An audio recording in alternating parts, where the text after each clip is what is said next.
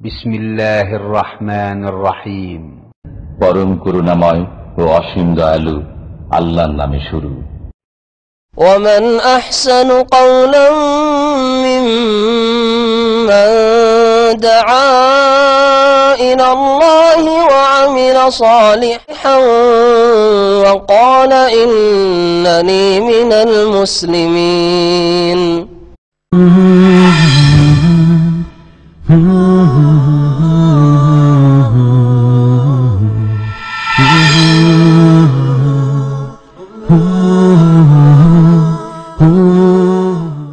বিসমিল্লাহির রহমানির রহিম। আলহামদুলিল্লাহি রাব্বিল আলামিন ওয়াসসালাতু ওয়াসসালামু আলা সাইয়্যিদিল মুরসালিন নবিয়িনা মুহাম্মদ ওয়া আলা আলিহি ওয়া সাহবিহি আজমাইন, আম্মা বাদ। ফাউযু বিল্লাহি মিনাশ শাইতানির রাজীম। লাকাদ তাবাল্লাহু আলান নাবিয়্যি ওয়াল মুহাজিরিন ওয়াল আনসার আল্লাযীনা ইত্তাবাউ ফি সাআতিল উসরা আল আয়াহ।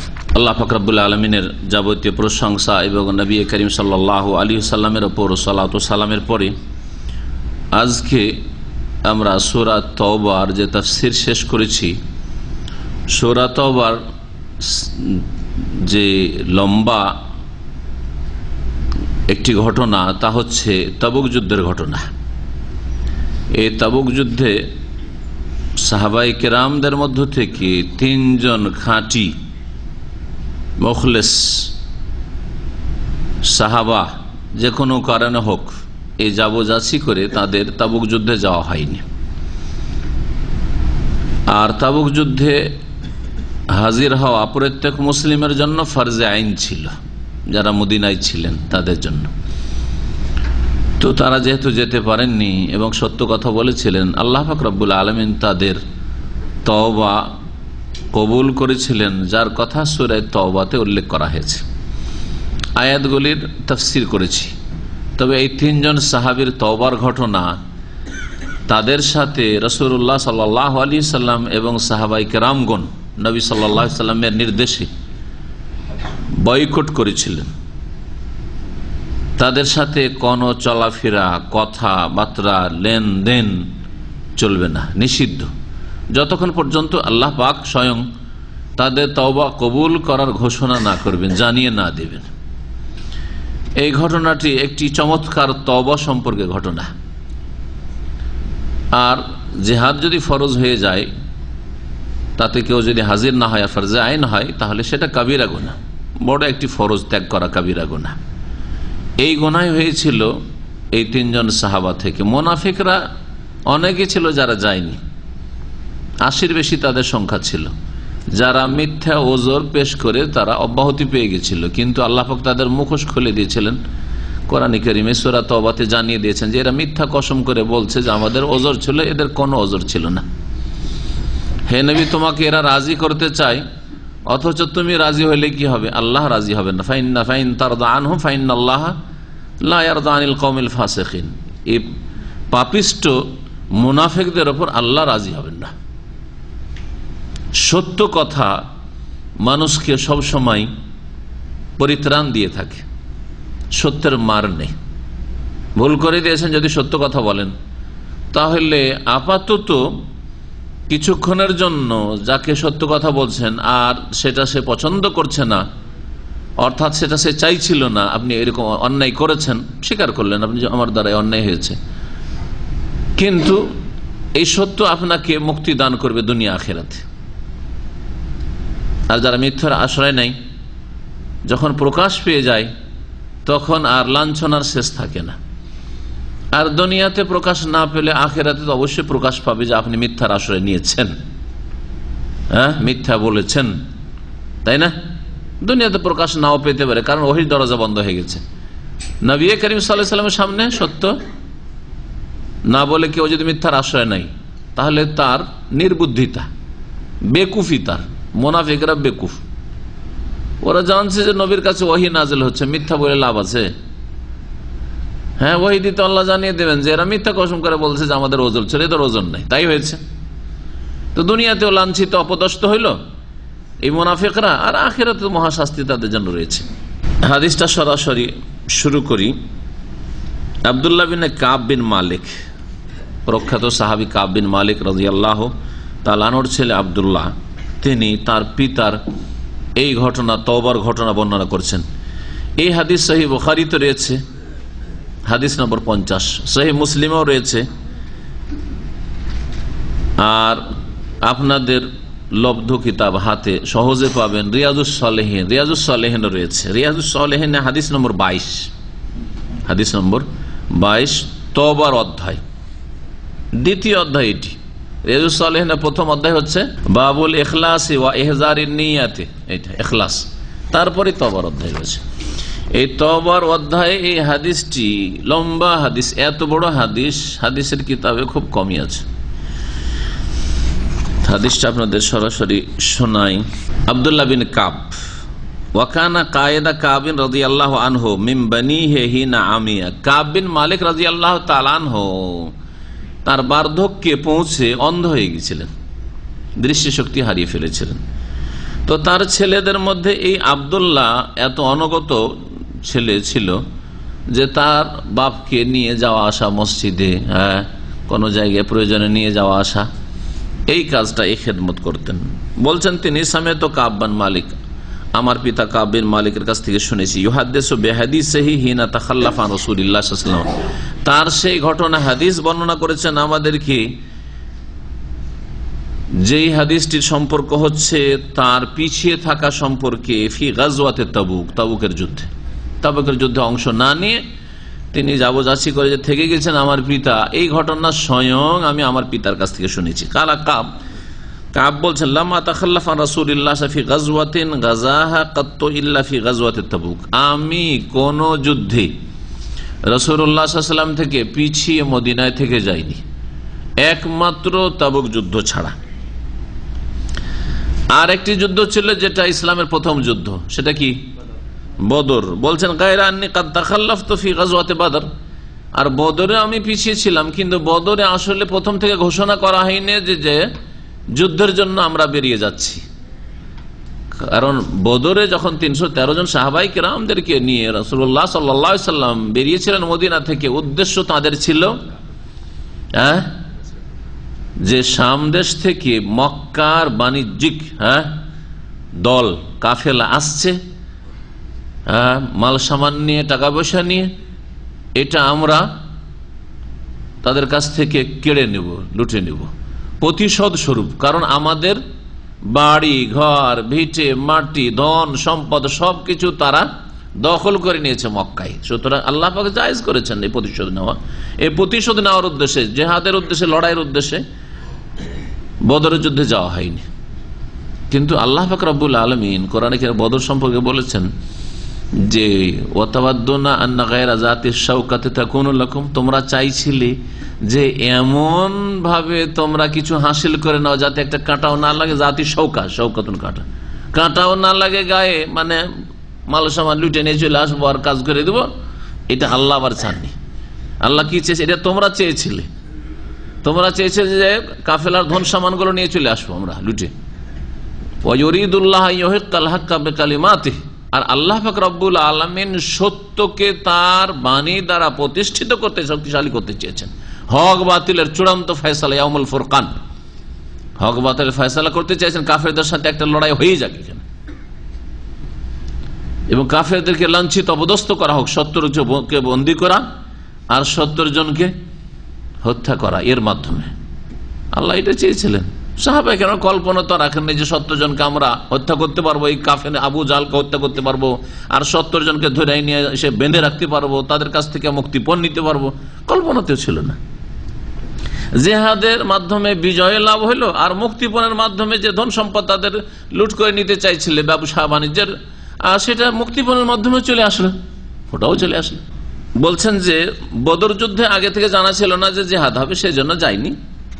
আর তাবুক যুদ্ধে রাসূলুল্লাহ সাল্লাল্লাহু আলাইহি ওয়াসাল্লামের হুকুম ছিল, কিন্তু আমি পিছিয়ে থেকে গেছিলাম। ওয়ালাম ইউতাব আহাদুন তাখাল্লাফ আনহু, এই জন্য বদর যেহেতু যুদ্ধের উদ্দেশ্যে, জেহাদের উদ্দেশ্যে যাওয়া হয়নি, সেই জন্য বদরে যারা যায়নি তাদের কাউকে তিরস্কার করা হয়নি। কেন গেলে না? কাউকে তিরস্কার করা হয়নি। ইন্নামা খারাজা রাসূলুল্লাহ সাল্লাল্লাহু আলাইহি ওয়াসাল্লাম মুসলিমুন ইউরিদুনা ইরা কুরাইশ, রাসূলুল্লাহ সাল্লাল্লাহু আলাইহি ওয়াসাল্লাম এবং মুসলিমরা বেরিয়েছিলেন উদ্দেশ্য করে কুরাইশদের কাফেলা, বাণিজ্যিক কাফেলা। হাত্তা জামা আল্লাহ তাআলা বাইনা ওয়া বাইনা আদুওয়াহিম আলা গায়রি মিয়াদ, আল্লাহ পাক তাদেরকে একত্রিত করেছিলেন, মুখোমুখি করেছিলেন তাদের শত্রুদের সাথে বিনা কোনো এই রকমের সময় বা এই রকমের যুদ্ধের কথা ঘোষণায়। কোন যুদ্ধের ঘোষণা ছিল না, কোন রকম এই রকমের কোন এরকম ওয়াদা যে তোমাদের সাথে লড়াইয়ের জন্য আসছি, এরকম কোনো কথাও ছিল না। আর তারপরে তিনি বলছেন যে আমি আকাবার রাতে আমি ইসলাম গ্রহণ করেছি রাসূলুল্লাহ সাল্লাল্লাহু আলাইহি ওয়াসাল্লামের সাথে, যে বায়াতে আকাবা 2 বার করে মক্কায় গিয়ে আনসারীরা করেছিলেন। তাতে এসব বলার পরে তিনি এখন তাবুকের যুদ্ধের কথা বলছেন।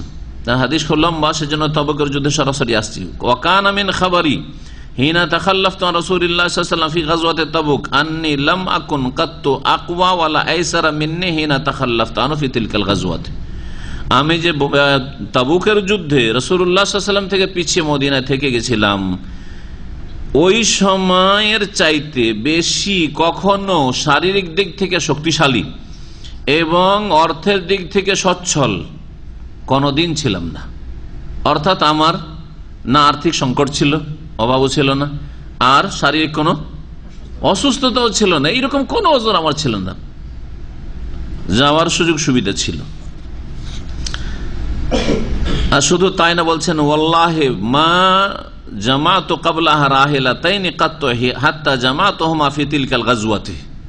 এমনকি রাসূলুল্লাহ সাল্লাল্লাহু আলাইহি ওয়াসাল্লাম যেহেতু এলান করে যে আগে থেকে যে তাবুকের যুদ্ধে যেতে হবে, তো সাহাবারা যে যতটুকু পারেন জিহাদের জন্য প্রস্তুতি নিচ্ছেন। কাব বিন মালিক বলছেন আমি যাব, সৎ নিয়ত ছিল, যার ফলে একটা বাহন না, একটা সওয়ারি না, 2টা উটের ব্যবস্থা রেখেছিলাম।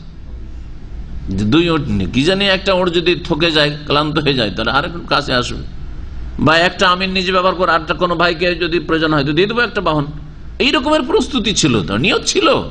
ওয়ালাম ইয়াকুন রাসূলুল্লাহ সাল্লাল্লাহু আলাইহি ওয়াসাল্লাম ইউরিদু গাজওয়াতান ইল্লা ওয়ারাবি গায়র। রাসূলুল্লাহ সাল্লাল্লাহু আলাইহি ওয়াসাল্লামের রণকৌশলের একটি নীতি ছিল, সেটা হচ্ছে যে দুশমনকে জানিয়ে দিতেন না যে আমরা তোমাদের এলাকায় আসছি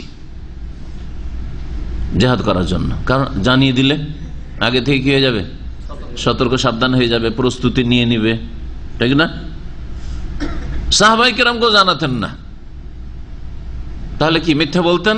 মিথ্যা বলতেন না, কিন্তু তৌরিয়া করতেন, মানে এমন ভাবে কথা বলতেন যে তার বাহ্যিক অর্থ হয়তো অন্যরকম হবে, কিন্তু আভ্যন্তরীণ দিক থেকে ঠিক আছে, সরাসরি মিথ্যা নাই।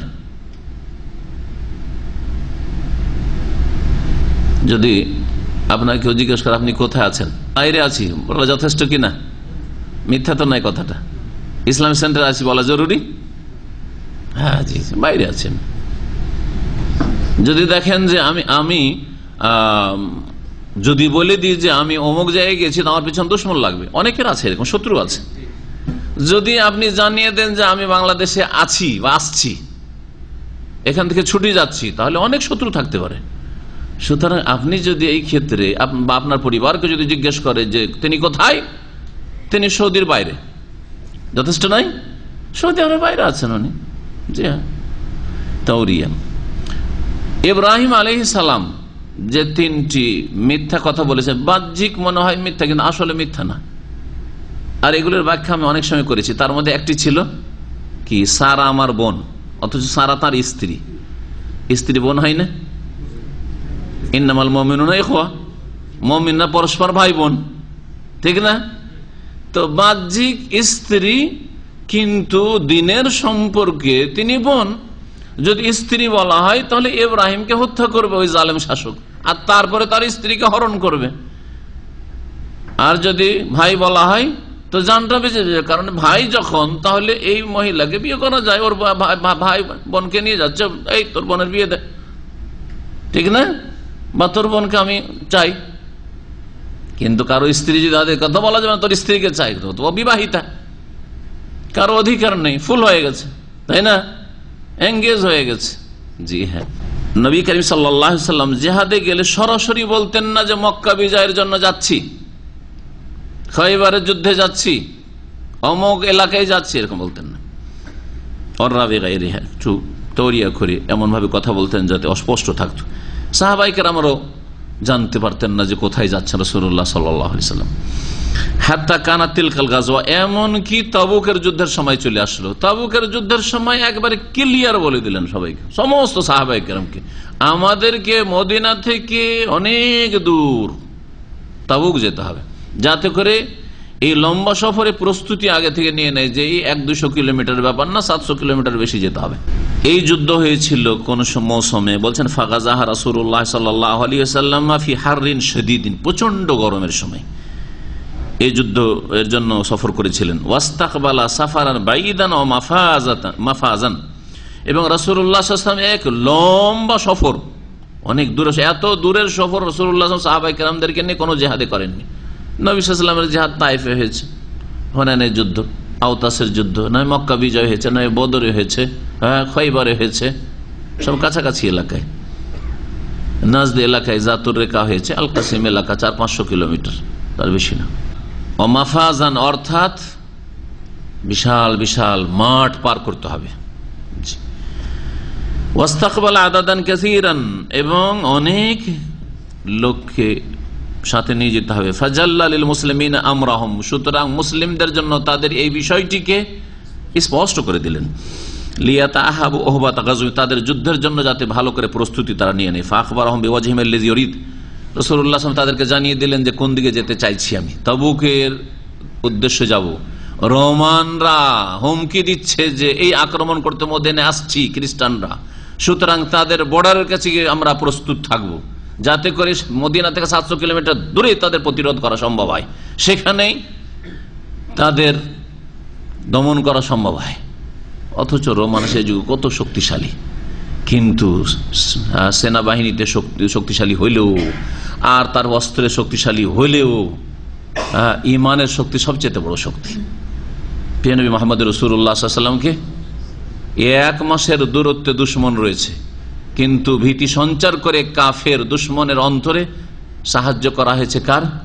রাসূলুল্লাহ সাল্লাল্লাহু আলাইহি ওয়াসাল্লামের। এটি নবী সাল্লাল্লাহু আলাইহি ওয়াসাল্লামের বৈশিষ্ট্য। নসরতু বির-রুব মাসিরাতা শাহরিন, 1 মাসের দূরত্ব থেকেই আমাকে সাহায্য করা হয়েছে কাফেরদের বিরুদ্ধে, তাদের অন্তরে ভীতি সঞ্চার করে।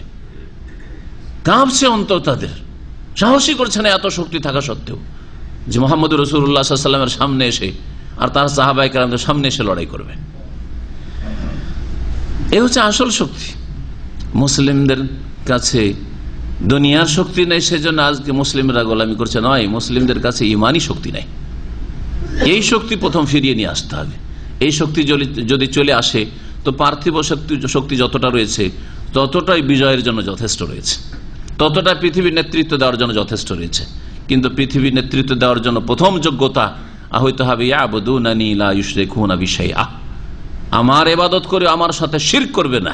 ইন কুনতুম মুমিনিন ওয়া আনতুমুল আলাউনা, ইন কুনতুম মুমিন হইতে হবে। ঈমানের জায়গায় শিরক, কুফরি, মুনাফিকি ঢুকে গেছে, হ্যাঁ, আর ইবাদতের জায়গায় কবর মাজার পূজা ঢুকে গেছে, সুফিবাদের মাধ্যমে আকীদা ধ্বংস হয়ে গেছে, যার ফলে আল্লাহ পাক, আর তারপরে কত রকমের যে পাপ, আখলাকি চারিত্রিক পাপ, ইবাদতের ঘাটতির পাপ, আর তার তাওহীদ সুন্নতের ক্ষেত্রে ঘাটতির পাপ, শিরক বিদআতে লিপ্ত হওয়ার পাপ, চারিদিকে পাপ আর পাপ মুসলিম সমাজে, যার ফলে আল্লাহ পাক রব্বুল আলামিন কাফেরদের সাহস বাড়িয়ে দিয়েছেন, দুশমনদের সাহস বাড়িয়ে দিয়েছেন, ওদের সাহস বেড়ে গেছে। ফাখবারহুম বিওয়াজহিম আল্লাযী ইউরিদ ওয়াল মুসলিমুনা মা রাসূলিল্লাহ কাসীর, আর মুসলিম সংখ্যা এত বেশি হয়ে গিয়েছিল 9ম হিজরি পর্যন্ত। আর নবী সাল্লাল্লাহু আলাইহি সাল্লামের কাছে এইরকম, যেমন আজকালকার প্রতিটি দেশে নাগরিকদের লিস্ট রয়েছে, অথবা তাদের আইডি কার্ড হচ্ছে, তারপরে সেনাবাহিনীতে কে কে আছে তাদের একটা লিস্ট রয়েছে। ওমর রাদিয়াল্লাহু তাআলা জামানে যেটা তৈরি করা হয়েছে দিওয়ান, যেটাকে বলা হয়তো দিওয়ান, অর্থাৎ মুজাহিদিন কারা এতে। আর বর্তমান যুগের নিয়ম কারণে সেনাবাহিনীতে কারা নাম লিখেছে সেনাবাহিনী, আর তখনকার সেনাবাহিনী, এই সেনাবাহিনী তারা লিল্লাহ ফিল্লাহ, আল্লাহর সন্তুষ্টির জন্য, আল্লাহর কালিমাকে উঁচা করার জন্য তারা জেহাদের নাম লিখিয়ে রাখতো, যে আমার নামটা জেহাদে লিখিয়ে রাখেন, কোথাও যদি সুযোগ আসে জেহাদের তাহলে আমি প্রস্তুত হয়ে রয়েছি। এই নাম লিস্ট করা শুরু হয়েছিল, দেওয়ানের সিস্টেমটা শুরু হয়েছিল ওমরে ফারুক রাদিয়াল্লাহু তাআলা আনহুর যুগ থেকে শুরু। 1400 বছর আগে আজকাল যে সেনাবাহিনীর তরিকা, সেটা ওমর রাদিয়াল্লাহু তাআলা শুরু করেছেন। সরকার জানছে আমার সেনাবাহিনীর সংখ্যা কত, আমার কোন ডিফেন্সের কোন কোন ক্ষেত্রে স্থলে কতজন আছে, আর তারপরে অন্য অন্য ক্ষেত্রে কতজন সেনাবাহিনী আছে, এগুলি 1400 বছর আগে ওমর রাদিয়াল্লাহু তাআলা আনহু মুসলিমদেরকে শিখিয়ে গেছেন। কাব বলছেন ফাকাল্লা রাজুলুন ইউরিদু আন ইয়াতাগায়্যাবা ইল্লা যান্না আন্না যালিকা সায়াখফা বিহি মা লাম ইয়ানজিল ফিহি ওয়াহয়ু মিনাল্লাহ। বলছেন যে কোন মানুষ যদি রাসূলুল্লাহ সাল্লাল্লাহু আলাইহি ওয়াসাল্লাম থেকে রাসূলুল্লাহ সাল্লাল্লাহু আলাইহি ওয়াসাল্লামের সাথে জিহাদে যাওয়ার ক্ষেত্রে যদি থেকে যায় আত্মগোপন করে, তাহলে মুসলিমদের জানা ছিল যে আল্লাহ পাক ওহী দিয়ে জানিয়ে দেবেন, লুকিয়ে রাখা যাবে না। ওয়াগাজা রাসূলুল্লাহ সাল্লাল্লাহু আলাইহি ওয়াসাল্লাম তিলকাল গাযওয়া হিনা তাবাতি সামার ওয়া জিলাল। এক তো গরমের সময় ছিল শুনলেন, আর এমন মৌসুম ছিল যেই সময় ফলগুলো পেকে গেছে, অর্থাৎ খেজুর পাকার সময়। গরমের দিনে খেজুর পাকে, গরমের দিনে খেজুর পাকে। আজকাল এই রমজান মাস যে প্রচন্ড গরমে রমজান হয় না, ওই সময়টাই নতুন কিন্তু খেজুর পাকতে যায়, রমজান সময় আজকাল হচ্ছে। সেই সময় আমার এই দিকেও প্রয়োজন ছিল, কারণ আমার বাগান রয়েছে, ওটা দেখাশোনার ওই দিকেও একটা আমার আকর্ষণ রয়েছে যে আমার বাগানগুলো দেখাশোনা করতে হবে, ফল টলকে কেটে নিয়ে আসবে, কি হবে না হবে। রাসূলুল্লাহ সাল্লাল্লাহু আলাইহি ওয়াসাল্লাম প্রস্তুতি নিলেন, মুসলিমরা প্রস্তুতি নিলেন। ওয়াতাফাকতু আগদু লিকাই আতাজাহাজ মাহু। আর আমি প্রতিদিন সকাল হলে মনে মনে প্রস্তুতি নিয়ে যে হ্যাঁ আজকে রেডি হয়ে যাব জিহাদের জন্য। ফারজে ওয়ালা মাখজে শাইআন। আর সারাদিন কাজকর্ম করে সন্ধ্যা হয়ে যায়, আর কোনো প্রস্তুতি হয়নি। মানে মনে মনে রাখি যে প্রস্তুতি আজকে নিয়ে নেব, কিন্তু কাজে হাতে নাতে কোনো প্রস্তুতি নেওয়া হয় না। ওয়াকুলু ফি নাফসি আনা কাদিরুন আলা যালিকা যারা। তার মনে মনে বলি যে ঠিক আছে আজকে না হয় পারলাম না, কিন্তু আমি যে কোনো সময় যে কোনো সময় আমি সক্ষম, প্রস্তুতি নিয়ে নেব আর জিহাদে অংশ নেব। নিয়ত আছে কিন্তু করছি, নিয়ত আছে আর করছি। আজকালকার অনেক মুসলিম বরং ভালো লোকরা যারা গুনাহও করছে তওবা করছি, সংশোধন করছি, নামাজ ধরছি, করতে করতে মত চলে আসে। তওবা করা হইল না, নামাজ ধরা হইল না, হজ করা হইল না, মত চলে আসে। জি, হতভাগা।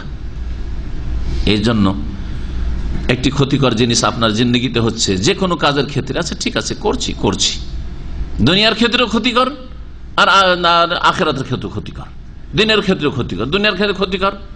যেমন আপনি বিয়ে করছি করতে করতে করতে এই 20-25 থেকে শুরু করেছেন, করছি করতে 40 হয়ে গেল। যা, যদি 25 বছরে বিয়ে করতেন এখন 15 বছরের ছেলে থাকতো আপনার, ঠিক না? কিন্তু আপনি এই করছি করে গেল আপনার লাইফটা, আর জিন্দগির স্বাদটাও গেল, আর কি বার্ধক্য চলে এসছে, আর কি মজা। রুজি রোজগারে লাগবো, চাকরি হচ্ছে না, সরকারি চাকরি হচ্ছে না, ঠিক আছে একটা ব্যবসায় লাগছে, বিদেশে যাচ্ছে, এই করতে করতে 5 বছর 7 বছর চলে গেল বাপের হোটেলে খেতে খেতে। পরে আফসোস, হাই 5টা বছর নষ্ট করেছি, ঠিক না? আর আফসোস করে লাভ আছে? চলে গেছে, হাত ছাড়া হয়ে গেছে, যে অতীতে চলে গেছে 5 বছর 10 বছর নষ্ট করেছে। যারা এই যে প্রবাসী বিদেশে আছেন আপনারা, অনেকে কিন্তু টাকা পয়সার মায়া করেন না, আর বন্ধু বান্ধব নিয়ে আর এদিক সেদিক ভালো মন্দ খেয়ে দিয়ে ফুটিয়ে এই বাঁচাবো ইনশাল্লাহ, এখন একটু খাই দাই, তারপরে ইনশাল্লাহ এই আগামী বছর থেকে বাঁচাইতে শুরু করবো, আগামী মাস থেকে কিছু করে বাঁচাইতে শুরু করবো, এই বাঁচাইতে করবো করতে করতে 5 বছর 7 বছর হয়ে গেল, এক্সিট লেগে গেল, কিছুই আপনার ব্যালেন্স নেই, খালি হাতে চলে গেলেন দেশ। ক্ষতিকর এটা দুনিয়ার ক্ষেত্রে, ঠিক কিনা? অনেকে যে হালতের কারণে সব টাকা বাপ মাকে দিয়ে দিচ্ছে, সব খালি হাত, কিছু নেই। জামেলে এক ভাই চাকরি করতো, দেশে চলে গেছে, বেচারা আর কাজ করতে পারে, বলছে যে 18 বছর চাকরি করেছি, একটা পয়সা আমার হাতে নেই, ব্যাংকেও নেই, সব টাকা বাপ মাকে দিচ্ছি। বাপ মা করেছে কি? বাপ মা জমি জায়গা নিজের নামে করেছে, তো আমার টাকা দিয়ে জমি জায়গা তো আমাকে দেন, বা আমি এখন দেশে চলে আসবো, এখন তো আমার কোম্পানি রাখছেন, দেশে আসবো, আমাকে 5 লাখ টাকা দেন। বলছি টাকা তো সব জমি কিনে নিয়েছি, তো আমি কি করে খাবো? তো আমি কি জানি, তা জমি জায়গাগুলো তো আমার টাকা দিয়ে হয়েছে, তো আমাকে দেন, ফিরিয়ে দেন কিছু। বলছে না, সব ছেলেকে ভাগ করে দেবো। এরকম হলো জালেম আর জাহেল বাপ আমাদের দেশের। তো এই যে করছি, বাঁচছি, এটা এখন দিতে থাকি, সব টাকায় বাপ মাকে দিতে থাকি। ইসলাম বিরোধী কাজ করেছেন, আপনার বাপ মাও ইসলাম বিরোধী কাজ করেছে, ইসলাম বুঝেন, আর আপনিও ইসলাম বিরোধী কাজ করেছেন, পরে আক্ষেপ করছেন। তো এই জন্য দুনিয়ার ক্ষেত্রে এই যে করছি, যাচ্ছি, এটা মানুষের জন্য ক্ষতি সাধন করে, এতে কোনো লাভ হয় না। এই অবস্থায় হয়েছিল কাব বিন মালিকের। বলছেন প্রতিদিন মনে করি আজকে রেডি হয়ে যাব জিহাদের জন্য। বলছেন ফালাম ইয়াজাল ইয়াতামাদা বিহাত্তা ইস্তামাররা বিন নাসিল জিদ্দ। এইরকমই আমি করছি করতে করতে লোকেরা একেবারে বাস্তবে জিহাদে বেরিয়ে পড়লো। ফাসবাহ রাসূলুল্লাহ সাল্লাল্লাহু আলাইহি ওয়াসাল্লাম গাদিয়ান ওয়াল মুসলিমুনা মাহু ওয়া লাম আকযফি মিন জিহাজি শাইআন। রাসূলুল্লাহ সাল্লাল্লাহু আলাইহি ওয়াসাল্লাম বেরিয়ে গেছেন জিহাদে, মুসলিমরাও যারা বেরিয়ে গেছেন, আর আমি আমার প্রস্তুতির কিছুই পুরা করতে পারিনি, যে বের হবো, যে কিছু হয়নি। তারপরের দিনও প্রস্তুতি নিতে পারলাম না। হাত্তা আসরাউ, 2-3 দিন হয়ে গেল, আচ্ছা চলে যাবো, হয়তো ধরে নেবো। তাফারাতাল গাজওয়ু, এই যে যুদ্ধে যে গেলেন সাহাবায়ে কেরাম, তারা আমার হাত ছাড়া হয়ে গেলেন। 2-3 দিনের সফর এগিয়ে চলে গেছেন, 50-100 কিলোমিটার হয়তো এগিয়ে চলে গেছেন, আর পাবো কি করে? কোন রাস্তা দিয়ে গেলেন, কেমন করে গিয়ে ধরবো, আর তো পাবো না তাদেরকে। এই হয়ে গেল অবস্থা। ফাহামামতু আনার তাহিলা ফাউদরিকুহুম, একবার ইচ্ছা করলাম যে যাই পেছন থেকে একটু দ্রুত বেগে যায় আর তাদের সাথ ধরে নি। ফায়ালাইতানি ফাআলতু, হাই এটাও যদি করতাম তাও আল্লাহ পাক অসন্তুষ্ট হইতেন না, রাসূলুল্লাহ অসন্তুষ্ট হইতেন না। সুম্মা লাম ইউকদার যালিকা লি, এটাও আমার ভাগ্যে জুটলো না। ফাতাফিকতু ইযা খারাজতু ফিন নাস, এক কথায় 4-5 দিন হয়ে গেল, আর তো পাবো না, আর কোথায় যাব, থেকেই গেলাম। ফাতাফিকতু ইযা খারাজতু ফিন নাস, তারপরে যখন রাসূলুল্লাহ সাল্লাল্লাহু আলাইহি ওয়াসাল্লাম চলে গেছেন মদিনা ছেড়ে তাবুকে জিহাদের জন্য, সাহাবায়ে কেরাম সকলে প্রায় চলে গেছেন, মুখলিসিন যারা, মুনাফিক ছাড়া আর কেউ নেই, মহিলা, শিশু আর মুনাফিক মদিনায়, ব্যাস আর কেউ নেই। বলছেন যে রাসূলুল্লাহ সাল্লাল্লাহু আলাইহি ওয়াসাল্লামের পরে যখন বাইরে বেরোতাম বাড়ি থেকে, তো ইয়াহজুনুনি, তখন আমি খুব ভেঙে পড়তাম দুশ্চিন্তায়, আমার উপর শোক চিন্তা চেপে যেত যে আন্নী লা আরালি উসওয়া, আমি কোনো আদর্শ ব্যক্তিকে মদিনায় খুঁজে পাই না। ইল্লা রাজুলান মাগমুসান আলাইহি ফিন নিফাক, এমন ব্যক্তি মদিনায় আছে যে মুনাফিকিতে সে ডুবে আছে, মুনাফিক, তার উপর মুনাফিকের অপবাদ রয়েছে, অর্থাৎ চিহ্নিত ব্যক্তি যে এরা মুনাফিক টাইপের লোক, তো সামনে কোনো আদর্শ ব্যক্তিকে পাচ্ছি না। আর রাজুলান, অথবা এমন খোড়া ব্যক্তি, এমন অসুস্থ ব্যক্তি, মিম্মান আযার আল্লাহ তাআলা মিনাদ দুআফা, যাদের ওজর আল্লাহ গ্রহণ করেছেন, অন্ধ মদিনায় আছে, না হলে খোড়া আছে, আর না হলে অসুস্থ রোগী আছে, এই লোকগুলো শুধু আছে। আর আমার মতো সুস্থ লোক মদিনায় একজন সাহাবী কেউ নেই, সব চলে গেছে। ওয়ালাম ইয়াজকুরনি রাসূলুল্লাহ সাল্লাল্লাহু আলাইহি ওয়াসাল্লাম হাত্তা বালাগা তাবুক, নবী সাল্লাল্লাহু আলাইহি ওয়াসাল্লাম চলে গেছেন, সাহাবায়ে কেরামদের কাবের কথা মনেই হয়নি যে কাব আসেনি, খেয়ালই করেননি। তাবুকে পৌঁছে গিয়ে দেখছেন কাব নেই, কাব কোথায়, তখন জিজ্ঞেস করেছেন আমার কথা। ফাকালা হুয়া জালিসুন ফিল কওমি বিতাবুক, তাবুকে বসে আছেন সব সাথী সঙ্গীদেরকে নিয়ে, মনে পড়েছে নবী সাল্লাল্লাহু আলাইহি ওয়াসাল্লাম জিজ্ঞেস করেন, মা ফাআলা কাব বিন মালিক, কাব বিন মালিক কি করলো, আসলো না, নাই আমাদের সাথে। ফাকালা রাজুম বানি সালামা, বানি সালামা একটি গোত্র ছিল মদিনার, এরা বসবাস করতো মসজিদে কিবলাতাইন, যে আজকাল রয়েছে 2 কিবলার মসজিদ, চেনেন মসজিদ কিবলাতাইন, ওই মহল্লা ওইদিকে। এই বানু সালামার একজন বলে, ইয়া রাসূলুল্লাহ হাবাসাহু বুরদাহু ওয়ান নাযরু ফি ইতফাইহি, তার 2টো যে সুন্দর সুন্দর চাদর, একটু সচ্ছল ব্যক্তি ছিলেন, ধনী সচ্ছল ব্যক্তি ছিলেন, তো সচ্ছল ব্যক্তি একটু ভালো কাপড়, দামি কাপড় বা সুন্দর কাপড় পরে, তো 2টো চাদর, আর তখনকার যুগের লেবাস ছিল ইহরামের মতো, একটা নিচে পড়তো আর একটা ওপরে চাদর। এটা শুধু ইহরামের কাপড় নয়, ইহরামে সাদা হওয়াটা উত্তম, আর এমনি দৈনন্দিন জীবনে এই ধরনের কাপড় ব্যবহার হইতো, খোলা লুঙ্গি, ইন্ডিয়ান কেরালাদের মতো, আর একটা চাদর, আমাদের দেশে শীতকালে যে চাদর ব্যবহার করি ওই রকম। এইটা ছিল রাসূলুল্লাহ সাল্লাল্লাহু আলাইহি ওয়াসাল্লামের এবং সাহাবায়ে কেরামদের অধিকাংশ সময়ের পোশাক। যদি সুন্নতি পোশাকই বলতে হয়, তো এটাও তো সুন্নতি পোশাক। এই সুন্নতি পোশাকের কথা পীররা আপনাদের দেশে বলে না কেন, হুজুররা কেন বলেন না? ওই 5 কলি সুন্নত প্রমাণ করেন তো, যে 5 কলি দেওয়া টুপি জীবনে পড়েছেন রাসূলুল্লাহ সাল্লাল্লাহু আলাইহি ওয়াসাল্লাম। আর জুব্বা নবী সাল্লাল্লাহু আলাইহি ওয়াসাল্লামের সুন্নাত প্রমাণ করেন তো, যে এই রকমের জুব্বা যে বাংলাদেশে চলছে, হাঁটু পর্যন্ত জুব্বা, অথবা সৌদি আরবে চলছে হাঁটুর ওপরে অথবা হাঁটু ঢেকে হারাম জুব্বা, এইটা নবী সাল্লাল্লাহু আলাইহি ওয়াসাল্লামের পোশাক, এইটাই বা প্রমাণ করেন তো যে সবসময় পড়েছেন। এর কাছাকাছি কখনো কখনো কামিজ মানে এইরকমই হয়তো পড়তেন। তাহলে বোঝা গেল যে লেবাস পোশাকের ক্ষেত্রে ধরা বাঁধা 1-2 রকমের লেবাস, ওইটাই হচ্ছে সুন্নতি, আর বাকিগুলো একবার অনইসলামিক, এইরকম কথা ইসলামে নেই। পোশাকের আমার একটা বিষয়ভিত্তিক আলোচনা আছে, পোশাকের বেশ কিছু নীতিমালা রয়েছে, কয়েকটি কন্ডিশন শর্ত রয়েছে, ওগুলোকে সামনে রেখে যে কোনো পোশাক পরা যেতে পারে, ইসলাম বিরোধী না হইলেই হলো। ইসলাম বিরোধী, ইসলামের যে কায়দাগুলি রয়েছে, নীতিমালা রয়েছে পোশাকের ক্ষেত্রে, সেগুলির আওতাভুক্ত হইলেই হলো, যে কোনো ধরনের পোশাক পরা যেতে পারে। প্যান্টটি যদি ঢিলা ঢালা হয়, টাকনার ওপরে হয়, আর রুকু সেজদাতে অসুবিধা না হয়, আর রুকু সেজদা গেলে পেছন থেকে টান দিয়ে নেমে না যায়, তাহলে ঠিক আছে। কিন্তু আজকালকার যে প্যান্ট, টাইট প্যান্ট, যখন রুকু সেজদা যাচ্ছেন এমন জোরে টান দিচ্ছে এইদিকে যে পেছন দিক থেকে মনে হচ্ছে যে খুলে কোথা থেকে কোথায় চলে যাবে কাপড়, হয় না? এরকম লজ্জা লাগে দেখতে। এইদিকে গেঞ্জি হচ্ছে, ছোট গেঞ্জি, গেঞ্জি রুকুতে গেলে সেজদা গেলে গেঞ্জি টান দেয় ওপর দিকে, আর প্যান্ট টান দেয় নিচের দিকে, আর মাঝখানে খুলনা শহর তৈরি হয়ে যায়। ঠিক না? জি হ্যাঁ, না যায় যাবে, নামাজে হবে না।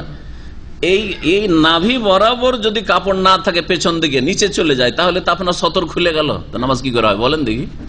নাভি ঢাকা জরুরি, তাই না?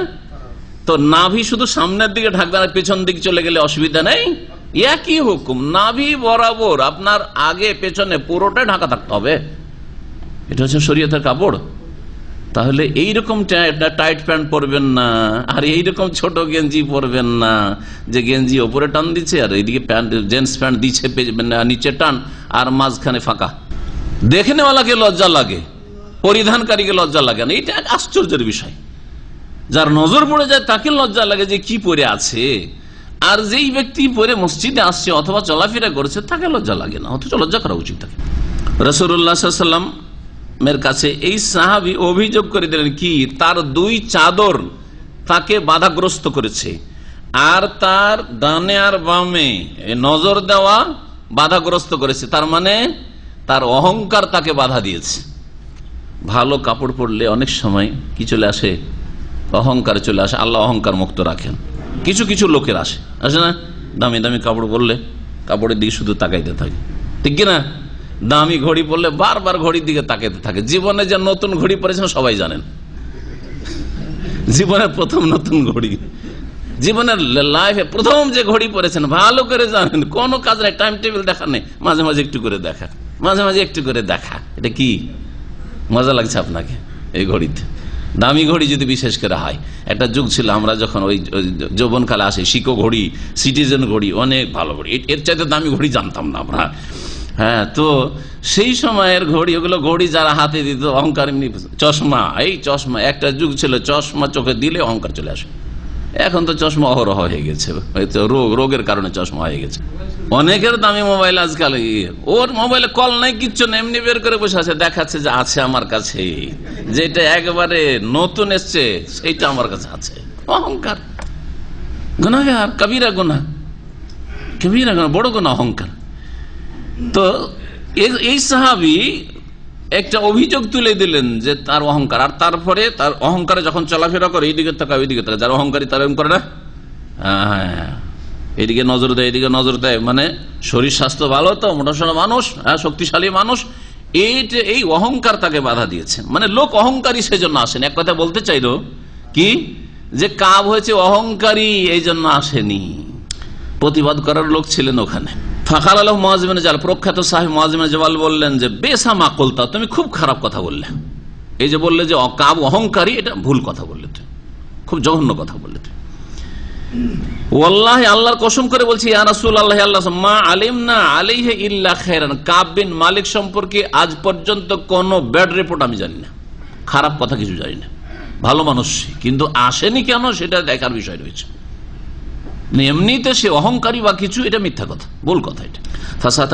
ফাসাকাতা রাসূলুল্লাহ, রাসূলুল্লাহ চুপ হয়ে গেলেন। ফাবাইনাহু আলা যালিকা, এইরকমই অবস্থায় রাজুলান মুবিদান, হঠাৎ করে দেখলেন যে একটা লোক দূর থেকে যেন আসছে, আর সাদা কাপড় পরে আছে, সাদা সাদা মনে হচ্ছে, ইয়াজুলু বিহি সারাব, আর মরিচিকা দূর করে মনে হচ্ছে চলে আসছে। ফাকাল রাসূলুল্লাহ সাল্লাল্লাহু আলাইহি ওয়াসাল্লাম, নবী সাল্লাল্লাহু আলাইহি ওয়াসাল্লাম বললেন যে কোন আবা খাইসামা, এটা হয়তো আবা খাইসামা হইতে পারে। ফায়দা হুয়া, নবী সাল্লাল্লাহু আলাইহি ওয়াসাল্লাম যে আশাটা করছেন তাই হলো, আবু খাইসামা আনসারী এসে পৌঁছে গেলেন। আর এই সাহাবী ওই ব্যক্তি ছিলেন তাসাদ্দাক বিসাই তামার, এক সা খেজুর একবার সাদকা নিয়ে আসেন। অভাবী গরিব মানুষ, মাত্র 1.5-3 কেজি খেজুর নিয়ে এসছেন। তখন মোনাফেকরা তার সমালোচনা শুরু করেছে যে এই 3 কেজিতে কি হবে ইসলামের, কম দিলেও দোষ আর বেশি দিলেও দোষ। একদিন একটা শুনিয়েছে আমাদের দেশের গরিব আর কিসের, গরিব আর ধনীর উদাহরণ খাওয়ার শুনিয়েছি না, আজকে আর একটা উদাহরণ শোনেন, আর একটা উদাহরণ শুনেন। সৌদি আরব যখন এই 47 জন সন্ত্রাসীকে দণ্ডবিধান দেয়নি, হত্যা করেনি, তখন পশ্চিমা মিডিয়া কি বলতে জানেন? সৌদি আরব হচ্ছে সন্ত্রাসী দেশ। সৌদি আরব সন্ত্রাসকে কি করে? লালন পালন করে। সৌদি আরবে সন্ত্রাস তৈরি হয়, সন্ত্রাসী তৈরি হয়। বোঝা গেছে? এই অপবাদ দিত এই শয়তানরা, ইসলামের দুশ্মনরা। এখন 47 জনকে যখন হত্যা করা হলো এই সন্ত্রাসীদেরকে, এখন কি বলছে জানেন? প্রশংসা করছে না সৌদি আরবের। কি বলছে? মানবাধিকার লঙ্ঘন করছে সৌদি আরব। জি হ্যাঁ, দেখলেন? জি, মানবাধিকার লঙ্ঘন করছে।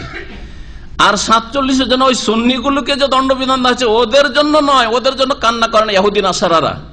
কান্না করে কার জন্য? একজন রাফেজি শিয়া আর সবচেয়ে বড় সন্ত্রাসী সৌদি আরবের, তাকে যে হত্যা করা হয়েছে তার জন্য পশ্চিমা মিডিয়া কান্না করছে, ইরানের সাথ দিচ্ছে। কথা বোঝা গেছে? তাহলে কোথায় ইসলাম রয়েছে আর কোথায় ইসলাম নেই ভালো করে বুঝতে পারছেন। পশ্চিমা মিডিয়া ইরানের সাথ দিচ্ছে, তো ইরান ইসলাম? ইরানে ইসলাম আছে যে ইসলামের সাথ দিচ্ছে? ওয়ালান তারযা আনকাল ইয়াহুদ ওয়ালান নাসারা হাত্তা তাত্তাবি'a মিল্লাতাহুম। ভালো করে শুনে রাখেন, কোরআনে আল্লাহ পাক বলে দিয়েছেন 1400 বছর আগে। সৌদি আরবের কখনো রাজি হবে না ইসলামের দুশ্মন। ওয়ালান তারযা আনকাল ইয়াহুদ ওয়ালান নাসারা, যদি সন্ত্রাস দমন করা হয় তবুও রাজি হবে না পশ্চিমা মিডিয়া, পশ্চিমারা। আর সন্ত্রাসীদেরকে যদি ছেড়ে দেওয়া হয়, যে ওদের মানবাধিকার আছে, ছেড়ে দেওয়া হয়, তবুও রাজি হবে না, কোনোটাতে রাজি হবে না। হাত্তা তাত্তাবি'a মিল্লাতাহুম, যতক্ষণ পর্যন্ত তাদের ধর্মের অনুসরণ না করবে, তাদের ধর্মকে যতক্ষণ পর্যন্ত গ্রহণ না করে, ইসলামকে যতক্ষণ পর্যন্ত বিদায় না করে দিবে।